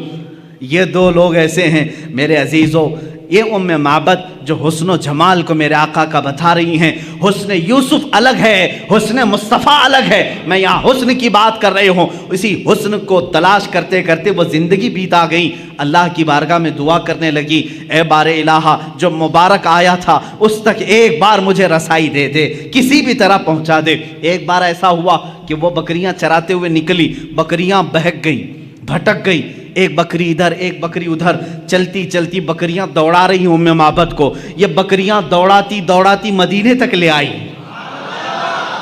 شہر قریب آ گیا۔ اب ام معبد رونے لگی کہ اگر شہر میں گھس گئی میری بکریاں داخل ہو گئیں تو چھوٹی چھوٹی گلیاں ہیں، میں کہاں سے پکڑ پاؤں گی، کس بکری کو ڈھونڈ پاؤں گی؟ کھلے میدان میں جمع تو کر سکتی ہوں، اب گلیوں میں بکریاں گئی تو کہاں سے ڈھونڈوں گی؟ رونے لگی۔ لیکن مدینہ آ گیا اور بکریاں شہر میں داخل ہو گئیں، سب ادھر ایک ادھر ایک گلیوں میں۔ اب ام معبد کا رونا ہچکیاں بند گئی، اب رونے لگی۔ ایک بات میں آپ کو بتا دوں کہ حضور کا دیدار اسی وقت ہوتا ہے جب کسی کا دل روتا ہے، جب کسی کا دل رونے لگتا ہے وہ مصطفیٰ کا دیدار ہو جاتا ہے۔ اسی لیے کہا ہے محمد کو ہم غم گساروں میں ڈھونڈو، محمد کو ہم غریبوں میں ڈھونڈو۔ عزیزان گرامی، ام معبد رونے لگی۔ اتفاق کی بات ہے کہ حضرت ابوبکر صدیق کا گزر وہاں سے ہو رہا تھا۔ حضرت ابوبکر نے دیکھا اور پہچان لیا یہ ہماری مہمانی کرنے والی وہی خاتون ہے جو مکہ سے مدینہ آنے کے وقت بیچ راستے میں تھی۔ دیکھا آپ نے پہچان لیا، پوچھا ام معبد یہاں کیسے؟ وہ بھی چونک گئی، ارے تو وہی مبارک کے ساتھ آنے والا ساتھی تھا، تو یہاں کیسے؟ کہا میں تو یہیں رہتا ہوں۔ ام معبد نے کہا وہ مبارک کہاں ہے؟ وہ مبارک کہاں ہے؟ حضرت ابوبکر نے کہا کون مبارک؟ کون سے مبارک کی بات کر رہی ہوں؟ کہا وہی مبارک جو تیرے ساتھ آیا تھا، ایک رات میرے گھر قیام کیا، ایک رات میرے گھر قیام کیا تھا۔ صدیق اکبر مسکرائے، کہا اچھا تم نے ان کا نام مبارک رکھا، اللہ نے تو ان کا نام محمد رکھا ہے، وہ محمد ہیں۔ حضرت ابوبکر صدیق ام معبد کو لے کر کے بارگاہ مصطفیٰ میں پہنچے۔ اللہ کے نبی صلی اللہ تعالیٰ علیہ وسلم کو جیسے ہی وہ اپنے آنکھوں سے دیکھنے لگی، پھوٹ پھوٹ کر کے رونا شروع کیا۔ کہا اے اللہ، اب میری ساری بکریاں ختم ہو جائیں، اس لیے کہ میری زندگی کا مقصد مجھے مل گیا، اس چہرے پاک کو دیکھنا میرا مقصد تھا۔ اللہ کے نبی صلی اللہ تعالیٰ علیہ وسلم نے بے حساب اس خاتون کو عطا کیا۔ جانتے ہو وہی بوڑھی بکری، وہی ہڈیاں نکالی ہوئی بکری جو دودھ دینے کے لائق نہیں تھی، موت کا انتظار کر رہی تھی، پورے زمانے مصطفیٰ میں پورے محلے کو دودھ دیتی تھی، زمانے ابو بکر صدیق میں دودھ دیتی رہی، زمانے عمر فاروق میں دودھ دیتی رہی، زمانے عثمان ابن عفان میں جا کر کے اس بکری کا انتقال ہوا۔ عزیزان گرامی، یہ تھی میرے مصطفیٰ کریم صلی اللہ تعالیٰ علیہ وسلم کے حسن و جمال کی کیفیت کہ جو ایک بار دیکھ لے وہ زندگی پھر اسی حسن کی یاد میں گزارتے، اسی حسن کی یاد میں گزارتے۔ ارے یوسف علیہ السلام کے بھائیوں نے بھی حسن دیکھا تھا، لیکن دیکھا اس کے بعد لے جا کر کنویں میں ڈال دیا۔ زلیخا نے دیکھا لیکن اپنی شادی کرنے کا خیال کیا، جیل میں پہنچا دیا۔ بادشاہ نے دیکھا، وزیر بنا لیا، لیکن مصطفیٰ کریم صلی اللہ تعالیٰ علیہ وسلم کا جس نے حسن دیکھا وہ حضور کو خریدنا نہیں چاہا، بلکہ جو دیکھا وہ اپنے آپ کو بیچ دیا۔ یہ صحابہ نے کیا ہے۔ یوسف علیہ السلام کا حسن دیکھ کر کے لوگ کیا کر رہے تھے؟ بولی لگا رہے تھے، یہ یوسف کو ہمیں خریدنا ہے، یہ حسین ہے، یہ جمیل ہے، بہت خوبصورت ہے۔ کوئی 100 اشرفیوں کی بولی لگا رہا ہے، کوئی 1000 کی بولی لگا رہا ہے، کوئی 10,000 کی بولی لگا رہا ہے۔ یوسف کو مجھے خریدنا ہے۔ خریدنے والوں کی دوڑ ہے مصر میں، لیکن یہاں مدینے کا بازار ہے، یہاں صدیق اکبر بھی مالدار ہے، عثمان ابن عفان بھی مالدار ہے، عبد الرحمن بن عوف بھی مالدار ہے، ایسا مالدار کہ اس زمانے کے کروڑ پتی نہیں، ارب پتی بھی ان کے مال تک نہیں پہنچتے، لیکن یہ مصطفیٰ کو خریدنے نہیں آئے بلکہ اپنے آپ کو اپنے مال سمیت مصطفیٰ کے بازار میں بیچنے کے لیے آئے ہیں۔ صدیق بھی کہتے ہیں آقا میرے ہر عضو پر، میرے ہر مال پر آپ کا اختیار ہے۔ عثمان بھی کہتے ہیں میرے ہر نفس پر آپ کا اختیار ہے۔ یہ صحابہ ہی کا تو نعرہ تھا، جب تک بکے نہ تھے تو کوئی پوچھتا نہ تھا، یا رسول اللہ تم نے خرید کر ہمیں انمول کر دیا۔ یہاں اپنے آپ کو بیچا جا رہا ہے، ارے وہاں نبی کو ہی خریدنے کی بات کی جا رہی ہے۔ ایک حسن خریدا جا رہا ہے اور ایک حسن پر اپنی جان فدا کی جا رہی ہے۔ اب یہاں پر اعلیٰ حضرت کا ہم کو سہارا لینا پڑتا ہے۔ امام اہل سنت، امام عشق و محبت اس کی ترجمانی کرتے ہیں۔ حسن یوسف پہ کٹی مصر میں انگشت زنا، اس کو سمجھنا پڑے گا، سمجھنا پڑے گا۔ اعلیٰ حضرت کے اشعار تھوڑی گاڑی اردو میں ہوتے ہیں، لیکن جب سمجھ جاؤ تو ایمان میں اضافہ بھی کرتے ہیں۔ حسن یوسف پہ کٹی مصر میں انگشت زنا، سر کٹاتے ہیں تیرے نام پہ مردان عرب، یا رسول اللہ۔ اب یہاں پر میں بتاتا ہوں یوسف علیہ السلام کا حسن ہے، یوسف علیہ السلام کا حسن ہے۔ نمبر 1 حسن یوسف، اس پر کیا ہوا؟ کٹ گئی۔ عورتوں نے جان بوجھ کر کے کاٹا، کیا جان بوجھ کر کاٹا؟ واقعہ میں نے سنایا، زلیخا نے بلایا، اچانک کہا کہ لیمو کاٹو، عورتوں کے ہاتھ سے لیمو گر گیا اور کٹا کیا؟ اب اس کو مجھے بتائیں، عورتوں نے کاٹا یا خود کٹی؟ کٹ گئی۔ ارے میاں جان بوجھ کر کے کاٹنا الگ بات ہوتی ہے، اس کے لیے ہمت کی بات ہے، جگرے کی ضرورت ہوتی ہے۔ ہاں انجانے میں کٹ جائے الگ معاملہ ہے۔ حسن یوسف کو دیکھتی رہی اور کٹ گئی ان کی انگلیاں، لیکن کس کی انگلیاں کٹی؟ عورتوں کی۔ کہاں کی عورتیں؟ مصر کی عورتیں۔ عورتوں کی بھی کیا کٹی؟ انگلیاں۔ 5 چیزیں اعلیٰ حضرت نے ایک مصرے میں بیان کی۔ پہلا والا جو مصرع ہے کہتے ہیں حسن یوسف پہ کٹی مصر میں انگشت زنا۔ 5 چیزوں کو توجہ دو، کس پر کٹی؟ حسن یوسف پہ، یوسف علیہ السلام کے حسن پر۔ عورتوں نے، مردوں نے نہیں، عورتوں نے۔ کہاں کی عورتیں؟ مصر کی عورتیں۔ کیا کاٹی؟ انگلیاں کاٹی، یعنی خود کاٹی نہیں، کٹ گئی۔ اب اس کے بدلے میں جب میرے آقا کی بارگاہ آتی ہے، امام اہل سنت فرماتے ہیں یا رسول اللہ اب یہاں پر مصر کی عورتیں نہیں، مردان عرب، جو عرب پوری دنیا میں مرکزیت رکھتا ہے، وہاں کے عرب جنگجو اور بہادر مانے جاتے ہیں، یہاں کے عرب یا رسول اللہ اب مردان عرب، زنان مصر نہیں، مصر کی عورتیں نہیں، یا رسول اللہ یہاں عرب کے مرد اور وہاں حسن پر کاٹتی ہیں، حسن پر کاٹتی ہیں، آقا یہاں تو صرف نام پر کاٹتی ہیں، یہاں صرف نام پر کاٹتے ہیں، عورتیں نہیں مرد۔ اور پھر کیا اعلیٰ حضرت فرماتے ہیں وہاں انگلیاں کاٹی، آقا یہاں تو گردن کاٹ لیتے ہیں اور وہاں کٹ جاتی ہیں انجانے میں، آقا یہاں تو جان کر کے دیکھ کر کے اپنے آپ کو پیش کر دیتے ہیں، سر کٹاتے ہیں تیرے نام پہ مردان عرب۔ یا رسول اللہ تیرے حسن کا حال یہ ہے کہ یہاں مرد عرب کے اپنا سر کٹانے پر بھی فخر محسوس کرتے ہیں۔ حق تو یہ ہے کہ پھر وہ کہتے ہیں جان دی ہوئی اسی کی تھی، حق تو یہ ہے کہ حق ادا نہ ہوا۔ یہ صحابہ وہی ہیں جو سولی پر چڑھائے جاتے تھے، ان کی انگلیاں کاٹی جا رہی، ہونٹ کاٹے جا رہے ہیں، آنکھوں میں سلائیاں پھیری جا رہی ہیں، کان کاٹے جا رہے ہیں اور ہاتھوں پیروں کا مسئلہ کیا جا رہا ہے، تب بھی وہ صحابہ کیا کہتے ہیں؟ رسول پاک سامنے نہیں ہیں، حسن کو دکھایا نہیں جا رہا ہے کہ دیکھیں تو انگلیاں کٹ جائیں پتہ نہ چلے، ہونٹ کٹ جائے پتہ نہ چلے، آنکھوں میں سلائیاں پھر جائیں پتہ نہ چلے، نہیں میرے آقا مدینے میں ہیں، صحابی رسول باندھے گئے مکہ میں، صرف نام مصطفیٰ پر سولی پر چڑھ گئے، ہونٹ کٹ گئے، آنکھوں میں سلائیاں پھر گئی، انگلیاں کٹ گئیں، ناخن پکڑ سے کھینچے گئے، پھر بھی یہ کہتے ہیں مکہ والوں نے کہا اے خبیب اے خباب کیا اچھا ہوتا تمہاری جگہ تمہارا رسول ہوتا۔ جلال آیا، کہا اسی وقت جو جان مانگو تو جان دے دیں، جو مال مانگو تو مال دے دیں، مگر یہ ہم سے کبھی نہ ہوگا، نبی کا جاہو جلال دے دیں۔ یہ صحابہ کا نعرہ تھا۔ کہتے ہیں تم کہتے ہو میری جگہ نبی ہوتے تو اچھا ہوتا، سن اے نادان میں رسول پاک میں اپنے جسم کے ٹکڑے ٹکڑے ہو جائیں گوارا کروں گا، لیکن میرے مصطفیٰ کے تلوے ناز پر کانٹا بھی چھپے میں گوارا نہیں کرتا۔ یہ حسن مصطفیٰ کی بات ہے۔ رسول کریم صلی اللہ تعالیٰ علیہ وسلم کا حسن وہ ہے میرے عزیزو، حسن یوسف پہ کٹی مصر میں انگشت زنا، سر کٹاتے ہیں تیرے نام پہ مردان عرب۔ اس حسن کا حال ہی الگ ہے، اس حسن کی بات ہی الگ ہے۔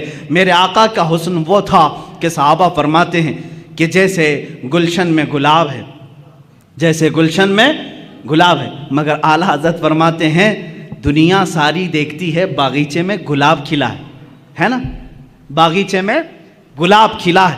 ایک گلشن، گلشن کس کو کہتے ہیں؟ باغیچے کو۔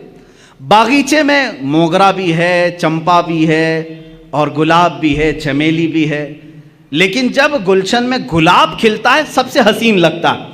اعلیٰ حضرت رحمۃ اللہ تعالیٰ علیہ عجیب فکر رکھتے ہیں، عشق رسول میں ڈوب کر کہتے ہیں دنیا نے دیکھا ہے گلشن میں گلاب کھلتا ہے، لیکن یا رسول اللہ آپ کی ذات تو وہ ہے کہ ایک گلاب ہے سارا گلشن اسی میں کھلا ہوا ہے۔ یہاں گلاب گلشن میں دیکھے ہیں ہم، گلاب میں گلشن دیکھا جا رہا ہے، اس لیے کہ آنکھیں ایک پھول کی ترجمانی کر رہی ہیں، بینی مبارکہ ایک پھول کی ترجمانی کر رہی ہیں، آپ کے لبھائے ناز ایک پھول کی ترجمانی کر رہے ہیں، چہرے اقدس میں الگ الگ ایک رنگت ہے، اور اسی لیے اعلیٰ حضرت فرماتے ہیں کہ یہاں تو ایک گلاب میں سارا گلشن سمایا ہوا ہے، حسن یوسف ہے۔ عزیزان گرامی، یہ یوسف علیہ السلام کے حسن کی بات تھی۔ جہاں آپ دوسرے نبیوں کو جو کمالات دیے گئے، ان کمالات کا اگر میں ذکر کروں، سلیمان علیہ السلام کو اللہ تعالیٰ نے فرمایا وَعُلِّمْنَا مَنطِقَ الطَّيْرِ، ہم نے سلیمان کو پرندوں کی بولیاں سکھائیں۔ پرندہ زندہ ہوتا ہے نا، اڑتا بھی ہے، دیکھتے ہیں چین چین بھی کرتا ہے، کائیں کائیں بھی کرتا ہے، جانتے ہیں پرندے، اور پرندے کیا کہہ رہے ہیں یہ ہو سکتا ہے آپ کو نہیں معلوم، لیکن میرے آقا صلی اللہ تعالیٰ علیہ وسلم کی حدیثیں بھی بتاتی ہیں، قرآن میں بھی ہے، سلیمان علیہ السلام پرندوں کی بولیاں جانتے تھے، وہ سمجھتے تھے۔ تو کوئی اگر یہ سوال کرے کہ حضور صلی اللہ تعالیٰ علیہ وسلم بھی جانتے تھے یا نہیں، ارے نادان، یہ سوال ہی نہیں کرنا چاہیے، وہ ساری مخلوق کے رسول ہیں، اگر اپنے تمام مخلوقات کی زبان نہ جانے تو وہ رسول کیسے ہیں؟ ہر ایک کی بولی جانتے تھے۔ ہاں اگر واقعات کی روشنی میں چاہتے ہو تو آؤ میں تمہیں بتاؤں، ہمیں تو واقعہ ملا سلیمان علیہ السلام چیونٹی کی بات سن رہے تھے، ہدہد کی بات سن رہے تھے، قرآن میں ہے پرندوں کی بولیاں سن رہے تھے، لیکن مولا علی کرم اللہ وجہہ الکریم فرماتے ہیں میں رسول اللہ صلی اللہ علیہ وسلم کے ساتھ مدینے کے باہر جب ایک جنگل کے کنارے جاتا تھا، ہمیشہ مجھے دور سے کسی کے صلاۃ و سلام پڑھنے کی آواز آتی تھی۔ جب بھی گزرتے تھے وہاں سے کوئی السلام علیکہ یا رسول اللہ، السلام علیکہ یا نبی اللہ کہتا تھا، میں گھبراتا تھا اس جنگل میں، اس بیابان میں میرے نبی کو کون سلام کرتا ہے؟ جنات ہیں، پرندے ہیں، جانور ہیں۔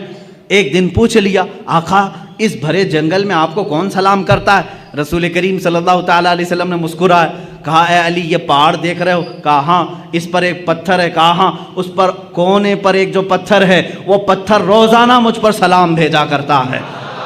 حضور صلی اللہ تعالیٰ علیہ وسلم اس کا سلام۔ اب میں یہاں بات بتاؤں، یہاں تو سلیمان علیہ السلام پرندوں کی بولیاں جانتے تھے قرآن، اور یہاں مولا علی کرم اللہ وجہہ الکریم پتھروں کی بولیاں سمجھ رہے ہیں۔ جس رسول کو وہ پتھر سلام بھیج رہا ہے، سنا کس نے پہلے؟ اس پتھر کی بولی سمجھی کس نے پہلے؟ وہ باب العلم حیدر کرار علی مرتضی، وہ نبی نہیں۔ امتی جب پتھر کی بولی سمجھتا ہے تو رسول کس کی بولی نہ سمجھتے ہوں؟ کس کی بولی نہ سمجھتے ہوں؟ پرندوں کی بولیوں کی بات آئی، حضور پاک صلی اللہ تعالیٰ علیہ وسلم پتھر کی بولی۔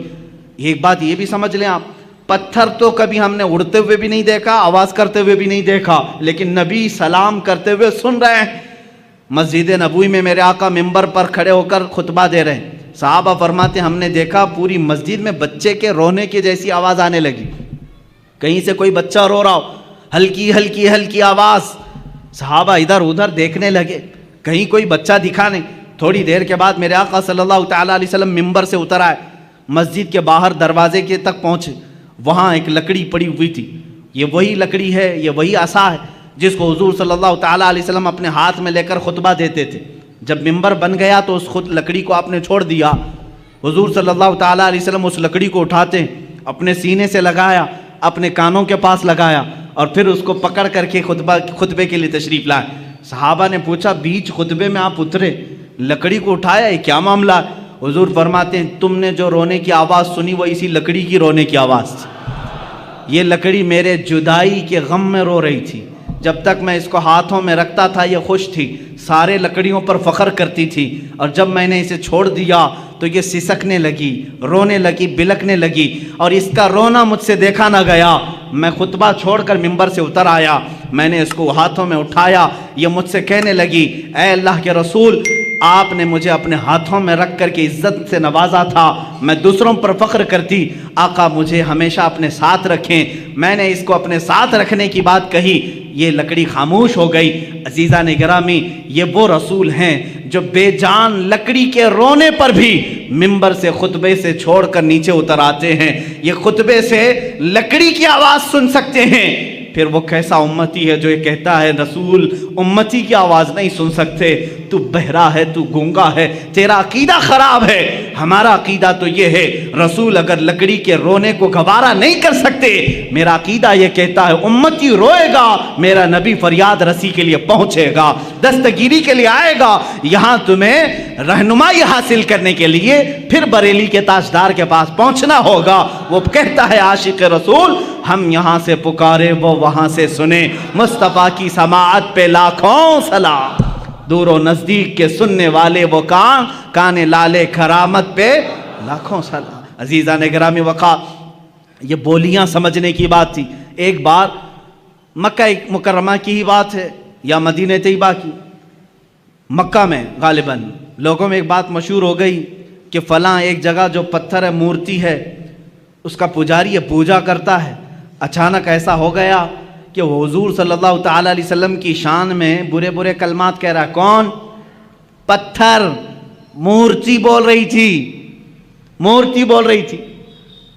جو پتھر کی مورتی تھی اس کی وہ پوجا کرتے تھے، عبادت کرتے تھے، مورتی بولنے لگی تو سب خوش ہو گئے جتنے دشمن تھے کہ ہاں آج ہمارا بھگوان صحیح بولا، اب تک تو ہم حضور کے بارے میں خود ہی بول رہے تھے، پتھر بولنے لگا۔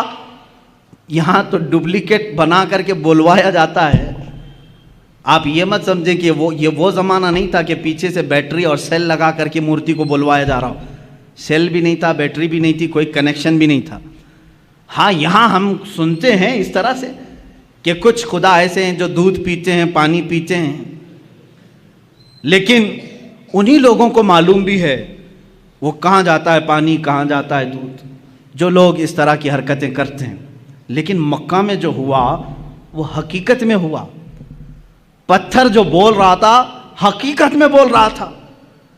یہ وہ زمانہ نہیں ہے کہ مشین لگا کر کے بلوایا جا رہا ہو۔ تو صحابہ پریشان ہوئے، جنہوں نے صحابہ سے آ کر کے کہا دیکھو تمہارے محمد کے بارے میں ہمارا خدا کیا کہہ رہا ہے، محمد صلی اللہ تعالیٰ علیہ وسلم کے بارے میں وہ کہہ رہا ہے وہ جھوٹے ہیں معاذ اللہ۔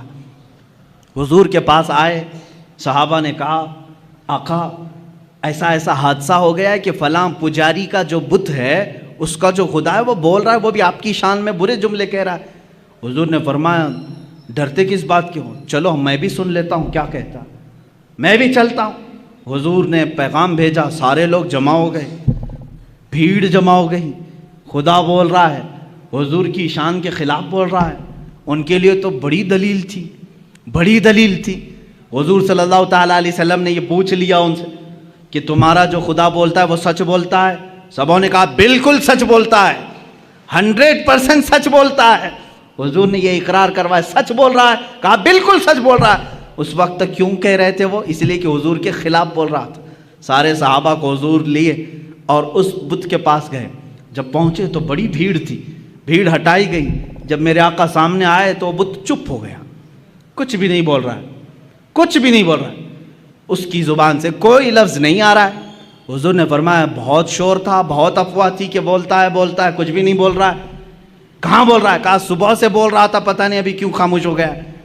اب پجاری ہون کرنے لگ گیا، اس کو راضی کرنے کے لیے اب چڑھائی شروع ہو گئی۔ اے خدا، اے میرے بھگوان، بول کچھ تو بول، عزت کی لاج رکھ لے۔ جس کے بارے میں بول رہا تھا وہ آ گیا، اب سامنے بول۔ سامنے نہیں بول رہا تھا، کچھ بھی نہیں بولا۔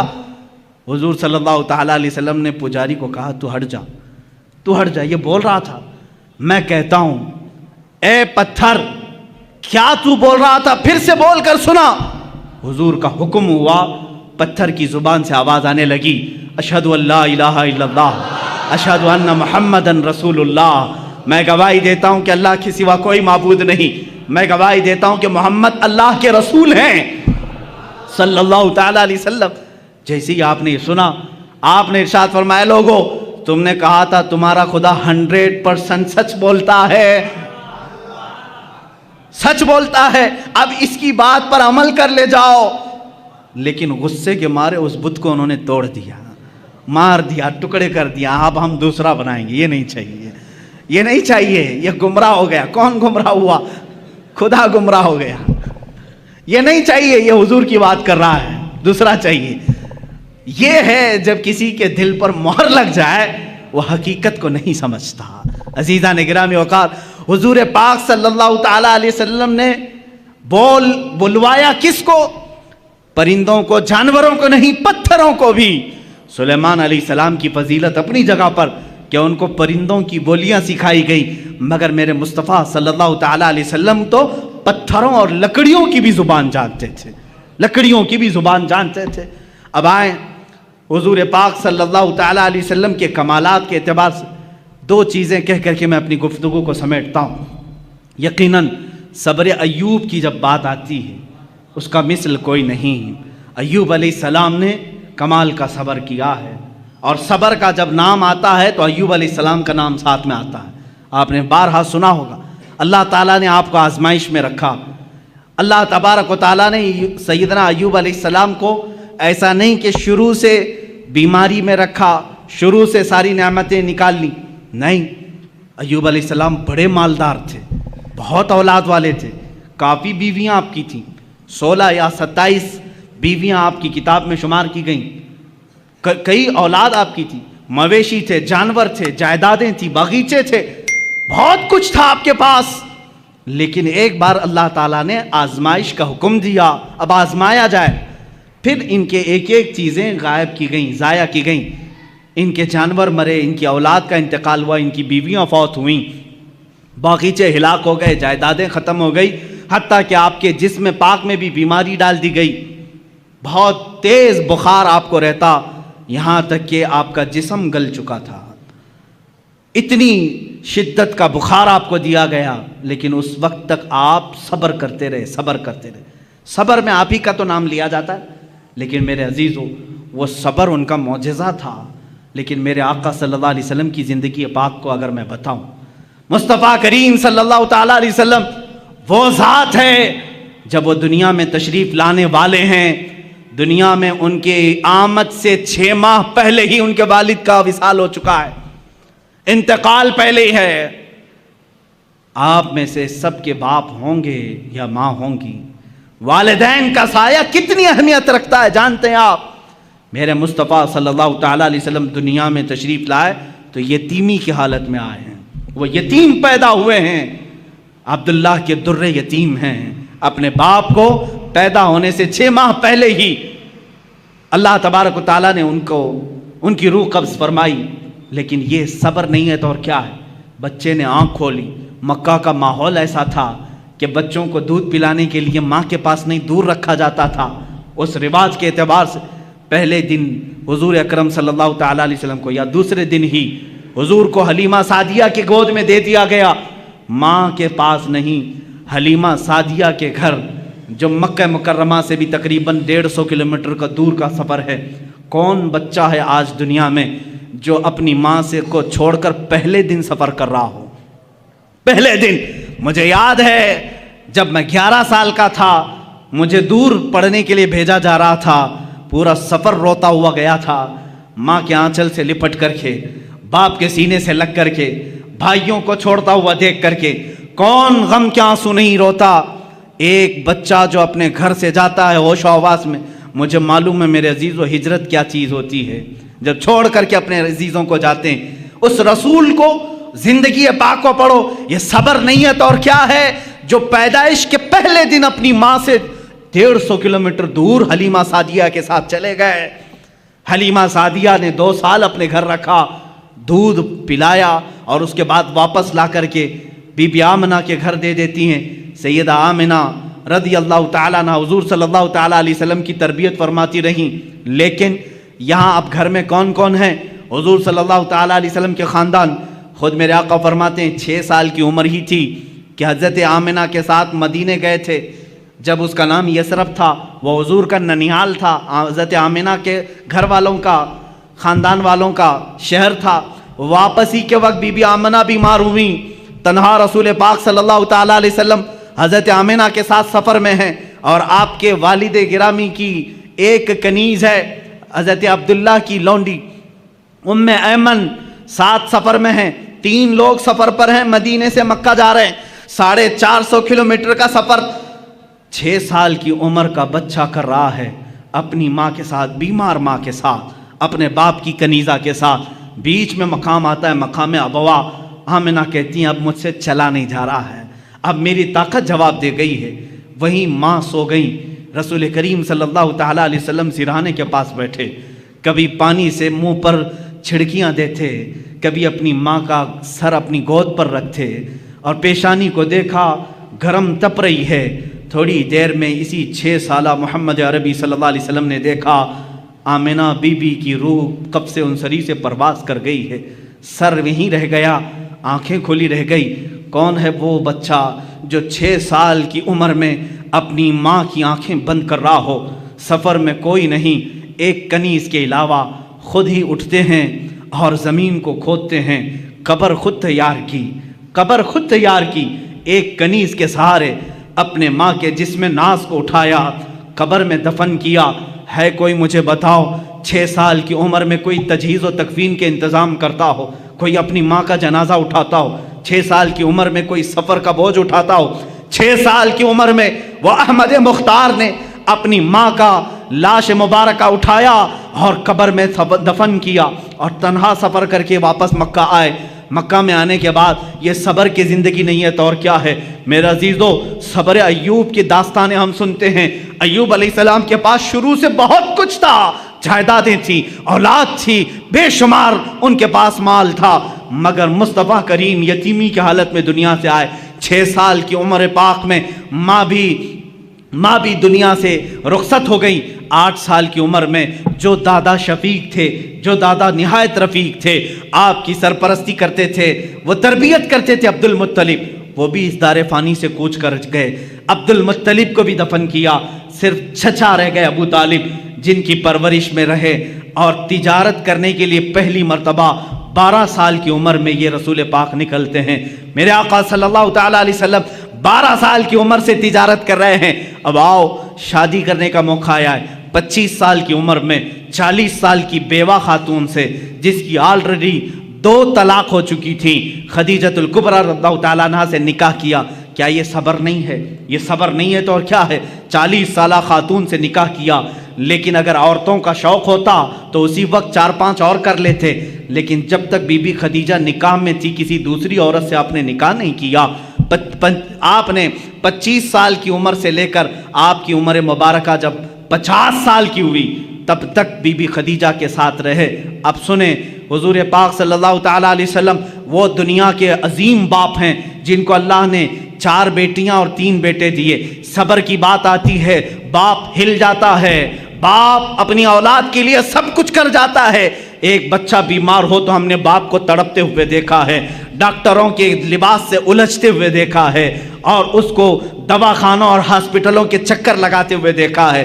خود کی صحت کو تو گوا لے گا، لیکن باپ اپنی اولاد کی صحت پر قربان جاتا ہے، اپنے آپ کو تباہ کر لیتا ہے۔ وہ دنیا کے عظیم باپ ہیں میرے آقا، جن کو اللہ نے پہلا بیٹا دیا عبداللہ کی شکل میں، 3 دن رہا، ہاتھ میں فوت ہو گیا۔ دوسرا بیٹا دیا قاسم کی شکل میں، چند ماہ رہا، اس کے بعد ہاتھوں میں فوت ہو گیا۔ تیسرا بیٹا دیا ابراہیم کی شکل میں، 6 مہینے رہا، کھلاتے رہے، اس بچے کے ساتھ کھیلتے رہے، اس کے ساتھ اپنی گود کو گرم کرتے رہے، لیکن 6 مہینے کے بعد اس بچے نے بھی اپنی آخری سانسیں لی۔ 3 بیٹوں کو یہ رسول پاک نے اپنے ہاتھوں سے دفن کیا ہے وہ باپ کے اندر صبر جو اپنے ہاتھوں سے اپنے بیٹوں کی تدفین کر رہا ہے۔ بچی تھی بیٹیاں، 4 بیٹیاں اللہ نے دی تھی، بی بی زینب، بی بی ام کلثوم، بی بی رقیہ، سیدہ بی بی فاطمہ الزہرا رضی اللہ تعالیٰ عنہا۔ صبر کے پیکر کو دیکھو، میں تمہیں صبر پوری زندگی میں بتاؤں گا۔ یہ وہ عظیم باپ ہے جب رسول کریم صلی اللہ علیہ وسلم نے اپنے نونہال ننھے بچوں کو اپنے ہاتھوں سے دفن کیا، کبھی واویلا نہیں کیا، کبھی ماتم نہیں کیا، شکر بجا لاتے رہے اپنے مولا کا۔ اللہ کے حبیب صبر کے پہاڑ بن کر رہے، لیکن جب آپ مدینہ طیبہ ہجرت کر کے آئے، مجھے بتاؤ کیا مکہ والوں نے پریشان نہیں کیا؟ آپ کے گلے میں رومال ڈال کر کے لوگ گھماتے رہے، جس سے میرے آقا کا گلا سوج جاتا تھا۔ کبھی میرے آقا صلی اللہ تعالیٰ علیہ وسلم کی پشت مبارکہ پر انہوں نے کچرے ڈالنے کی کوششیں کی۔ اللہ کے نبی صلی اللہ علیہ وسلم پر 3 سال تک انہوں نے سوشل بائیکاٹ رکھا۔ جب میرے آقا صلی اللہ علیہ وسلم نے پتے کھائے مکہ میں، اپنے گھر کے پاس پہاڑ کی چوٹی میں رہے، چمڑے گلا کر کے کھائے جاتے تھے۔ یہ صبر نہیں ہے تو اور کیا ہے؟ صبر ایوب کو تم نے پڑھا، صبر مصطفیٰ کو بھی دیکھو۔ میرے آقا صلی اللہ تعالیٰ علیہ وسلم کے سامنے ان کی اولاد دفن ہو گئی، لیکن جب بچیاں جوان ہوتی ہیں تو میرے عزیز ہو، باپ کے بڑھاپے کا سہارا بھی ہوتی ہیں، فصل بہار ہوتی ہیں۔ کون باپ اپنی بچیوں کی شادی دیکھ کر کے مسکراتا نہیں، خوشیوں میں رو بھی دیتا ہے۔ بیٹیاں اس کے لیے ایک نہایت ہی قیمتی تحفہ ہوتی ہیں۔ میرے آقا صلی اللہ تعالیٰ علیہ وسلم کی بڑی صاحبزادی سیدہ زینب جب ہجرت کر کے مدینے میں آئی، اونٹ کے اوپر سے ان کو گھرایا گیا تھا، جس کی وجہ سے وہ حمل سے تھی، حمل گر گیا تھا۔ واپس مدینے میں آئی، بیمار رہنے لگی۔ 1 سال نہیں گزرا تھا، حضور پاک کے سامنے وفات پا گئی۔ خود جنازہ پڑھایا، اپنی بیٹی کو دفن کیا۔ جنگ بدر میں گئے ہیں، اپنی بیٹی رقیہ کو حضرت عثمان کے نکاح میں دیا تھا۔ حضرت عثمان سے کہا رقیہ بیمار ہے، میری بیٹی کی تیمارداری میں لگے رہو، میں بدر میں ہوں۔ جنگ بدر میں رہے، خبر ملی آقا آپ کی دوسری صاحبزادی رقیہ کا بھی انتقال ہو گیا۔ میرے آقا صبر کر کے میدان بدر میں رہے، دفن میں بھی شریک نہیں ہو سکے۔ واپس مدینے میں آئے، تیسری بیٹی تھی ام کلثوم، اپنے عثمان ابن عفان کے نکاح میں دیا۔ چند مہینے کے بعد ام کلثوم بیمار ہوئی۔ حضور پاک صلی اللہ تعالیٰ علیہ وسلم کی زندگی پاک میں یہ تیسری صاحبزادی بھی فوت ہو گئیں۔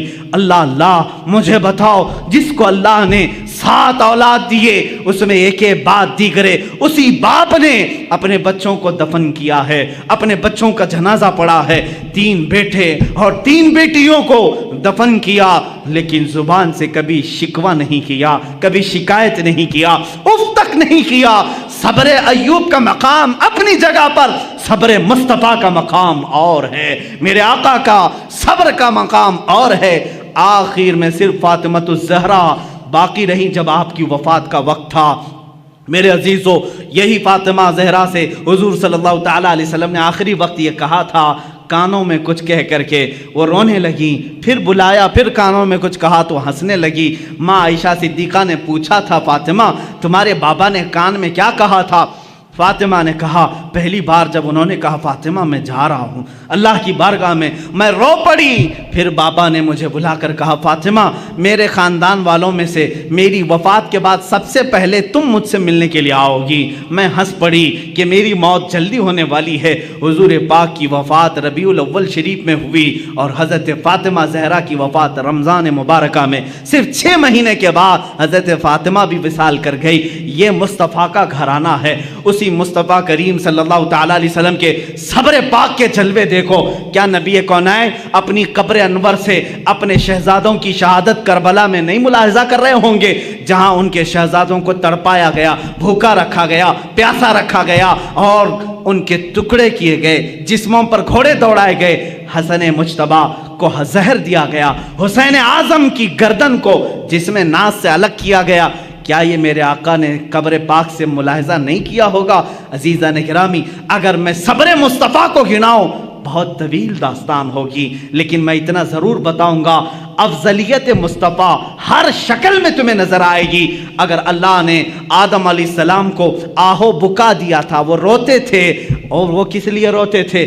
آدم علیہ السلام اپنی اس بات پر روتے تھے جو آپ نے گندم کھایا تھا جنت میں، درخت کا پھل کھایا تھا، اس بات پر 300 سال روتے رہے، لیکن مصطفیٰ بھی روتے رہے، زندگی پر روتے رہے، لیکن کس کے غم میں روتے رہے؟ امتی امتی امتی امتی کہتے کہتے روتے رہے۔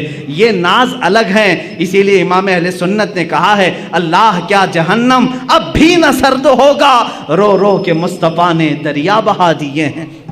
میرے عزیزو، رونے میں آپ بے مثال ہیں، جانوروں کی بولیاں سننے میں بے مثال ہیں، حسن یوسف میں بے مثال ہیں، ثبات و استقامت میں بے مثال ہیں۔ اسی لیے شاعر نے جو کہا اسی بات پر میں کہتا ہوں اپنی گفتگو کو، ہاں ایک بات رہ گئی ہے، وہ عطا کرنے میں بھی بے نیاز ہیں، وہ رحم کرنے میں بے مثال ہیں، رحم کرنے میں بھی بے مثال ہیں۔ ایک ہی مثال میں بتا دوں، ایک بار موسیٰ علیہ السلام نے قارون سے کہا تھا، تیرے پاس بہت خزانے ہیں، زکوٰۃ دے دے۔ اس نے کہا کہ کچھ کم کراؤ، 25% زکوٰۃ دینی تھی۔ موسیٰ علیہ السلام نے رعایت کرائی اللہ سے کہ اس کو کچھ کم کر دے مولا۔ اللہ نے کم اتنا کر دیا کہ 1000 میں 1 روپے دے۔ کتنے؟ 1000 میں 1۔ اس کے حساب سے کیلکولیشن کیا تو قارون کے بہت سارے خزانے زکوٰۃ میں جا رہے ہیں۔ اس مالدار نے جس کی چربی چڑھی ہوئی تھی مال کی، نہیں دینے کا ارادہ کیا، موسیٰ علیہ السلام پر الزام لگایا برے کام کا، موسیٰ علیہ السلام کو جلا لایا۔ آپ نے کہا اے زمین اسے نگل جا۔ زمین پھٹ گئی، قارون اندر جانے لگا، قارون اندر جانے لگا، وہ بار بار دعائی دینے لگا، بچا لو بچا لو بچا لو۔ موسیٰ علیہ السلام نے اس کی ایک بھی نہیں سنی، تو نے مجھ پر الزام لگایا۔ پھر آخر میں اس نے کہا کیا میرے خزانے پر قبضہ کرنا چاہتے ہو؟ موسیٰ علیہ السلام نے زمین سے کہا ہے زمین اس کے خزانے بھی نگل جا۔ سارے خزانے بھی زمین بوس ہو گئے، قارون بھی زمین میں تہس نہس ختم ہو گیا۔ 1 ٹائم 1 شاٹ۔ یہ موسیٰ علیہ السلام، اس سے پہلے بھی ایک فرعونی کو ایک گھونسا مارا تھا آپ نے، وہ مر ہی گیا تھا۔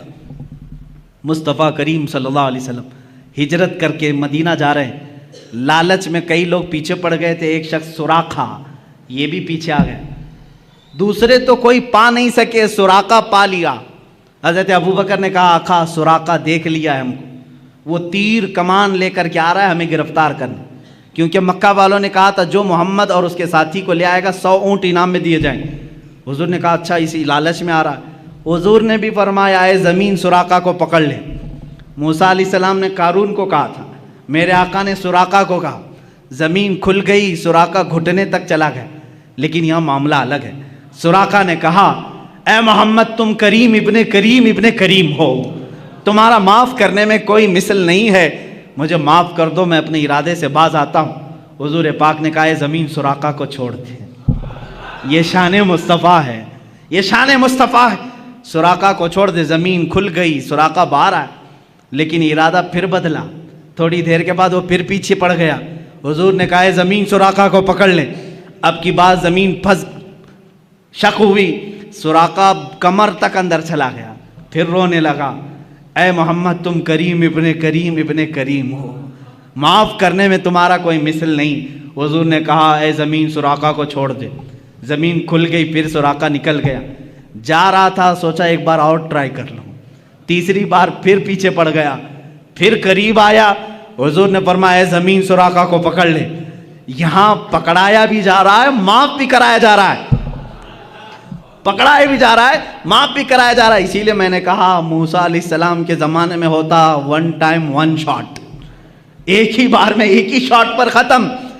یہاں چھوڑنے کی تیسری مرتبہ جب وہ دھس گیا گردن تک، حضور نے فرمایا اے سراقہ تو 100 اونٹوں کی لالچ میں میرے پیچھے پڑ گیا، میری نگاہیں دیکھ رہی ہیں قیصر و کسریٰ کے کنگن تیرے ہاتھ میں آنے والے ہیں۔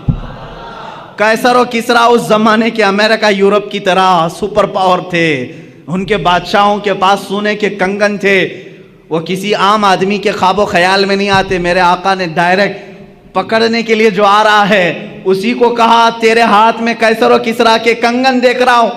سراقہ کو یقین نہیں ہوا، کہا ایسا کہہ رہے ہو؟ اسی وقت ایمان لے آیا، میں ایمان لاتا ہوں محمد صلی اللہ علیہ وسلم اللہ کے رسول ہیں۔ زمین کو کہا چھوڑ دے۔ وہاں ایک بار میں پکڑا گیا، ایک بار میں قارون دفن بھی ہو گیا۔ یہاں ایک بار نہیں، 2 بار نہیں، 3 بار وہ بھی حملہ کرنے کے لیے آ رہا ہے۔ حضور بار بار معاف کر رہے ہیں، معاف کرنے میں آپ کا کوئی مثال نہیں۔ یہاں تک کہ حضور کی وفات کے بعد قیصر و کسریٰ فتح نہیں ہوئے، صدیق اکبر کے زمانے میں قیصر و کسریٰ فتح نہیں ہوئے، عمر فاروق کے زمانے میں چل کر کے سراقہ بہت بیمار ہو گئے۔ اب یہ سراقہ صحابی رسول ہیں، پکڑنے کے لیے گئے تھے لیکن صحابی رسول ہوئے۔ یہی تو بازار مصطفیٰ کی بات ہے، جو جان لینے جاتا ہے وہ جان دے کے آتا ہے۔ حضور پاک صلی اللہ تعالیٰ علیہ وسلم کے صحابی ہیں، ادب سے ہم کہتے ہیں سراقہ بہت بیمار ہو گئے۔ لوگوں نے کہا چلو آخری وقت ہے عیادت کرنے کے لیے، سب آئے، آخری وقت لوگ دیکھنے کے لیے آتے ہیں، لوگ آنے لگے۔ سراقہ نے کہا کیوں آ رہے ہو؟ کہا آخری وقت ہے، تیمارداری عیادت کے لیے آ رہے ہیں ہم۔ کہا سب کو بھگایا، جاؤ میں مرنے والا نہیں ہوں، جاؤ میں نہیں مروں گا۔ کہا اتنے کانفیڈنس کے ساتھ، کہا ہاں اس لیے کہ میرے نبی نے فرمایا سراقہ تیرے ہاتھ میں قیصر و کسریٰ کے کنگن دیکھ رہا ہوں، ابھی میرے ہاتھ میں آئے نہیں تو میں مروں گا بھی نہیں۔ یہ یقین تھا صحابی رسول کا۔ اور اس کے بعد حضرت عمر فاروق کے زمانے میں ایران بھی ٹوٹ گیا، روم بھی ٹوٹ گیا، قیصر و کسریٰ کا مال صحابہ نے مال غنیمت میں مدینے پہنچایا، اس مال غنیمت میں قیصر و کسریٰ کے کنگن بھی آئے۔ امیر المومنین عمر فاروق نے فرمایا میں نے سنا تھا رسول اللہ صلی اللہ علیہ وسلم سے یہ کنگن سراقہ کے ہاتھ میں ہونے چاہیے، لے جا کر کے ان کو پہنایا گیا اور اس کے بعد وہ خوشی سے جھومنے لگے۔ چند ہی دنوں کے بعد آپ کی وفات بھی ہوئی۔ عزیزان گرامی، یہاں بات یہ عرض کرنا چاہتا ہوں، اس رسول کا معاملہ یہ ہے، عطا کرنے میں بے مثال، رحم کرنے میں بے مثال، معاف کرنے میں بے مثال۔ اسی کو امام میرا کہتا ہے بریلی کا، میرے کریم سے گر قطرہ کسی نے مانگا، دریا بہا دیے ہیں، در بے بہا دیے ہیں، واہ کیا جود و کرم ہے شہ بتا تیرا، نہیں سنتا ہی نہیں مانگنے والا تیرا۔ حضور کی بات تو یہ ہے، چور حاکم سے ڈریں یا مات الگ ہے۔ چور کس سے ڈرتا ہے؟ پولیس سے ڈرتا ہے نا، پکڑنے والا آیا تو چور ڈر کے بھاگتا ہے، لیکن آقا آپ کی شان ہی الگ ہے، آپ حاکم ہیں اور چور آپ ہی کے پاس چھپنے کے لیے بھی آتا ہے، یہی چھپنے کے لیے آتا ہے۔ اسی لیے امام زمن کہتے ہیں ڈھونڈا ہی کریں صدر قیامت کے سپاہی، قیامت کے دن کچھ مجرموں کو فرشتے ڈھونڈ رہے ہوں گے، فلاں مجرم کہاں ہے، فلاں وہ کام کیا تھا، یہ کہاں ہے، وہ کہاں ہے، جرموں کا اعلان ہو چکا ہوگا، فرشتے ڈھونڈ رہے ہوں گے، لیکن کچھ مجرم مل نہیں رہے ہوں گے، کچھ مجرم مل نہیں رہے ہوں گے۔ اس کو امام زمن نے اپنے شعر میں یوں کہا ہے، ڈھونڈا ہی کریں صدر قیامت کے سپاہی، وہ کس کو ملے جو تیرے دامن میں چھپا ہو، حضور کچھ مجرموں پر اپنا دامن رکھے ہوں گے، آقا رحم کرنے میں بے مثال ہیں۔ میرے عزیزو، ابھی 12 دن ہیں، آپ روزانہ میرے مصطفیٰ کی بات سنیں گے، اپنے ایمان کو تازہ کریں گے۔ آج میں سمجھتا ہوں کہ آج کی یہ محفل یہاں تک میں اس بات کے ساتھ ختم کرتا ہوں، لا یمکن الثناء کما کان حق ہو، بعد از خدا بزرگ تو ہی قصہ مختصر یا رسول اللہ، لیکن رضا نے ختم سخن اس پہ کر دیا، خالق کا بندہ خلق کا آقا کہوں تجھے، حیران ہوں میرے شاہ میں کیا کیا کہوں تجھے۔ وآخر دعوانا الحمدللہ۔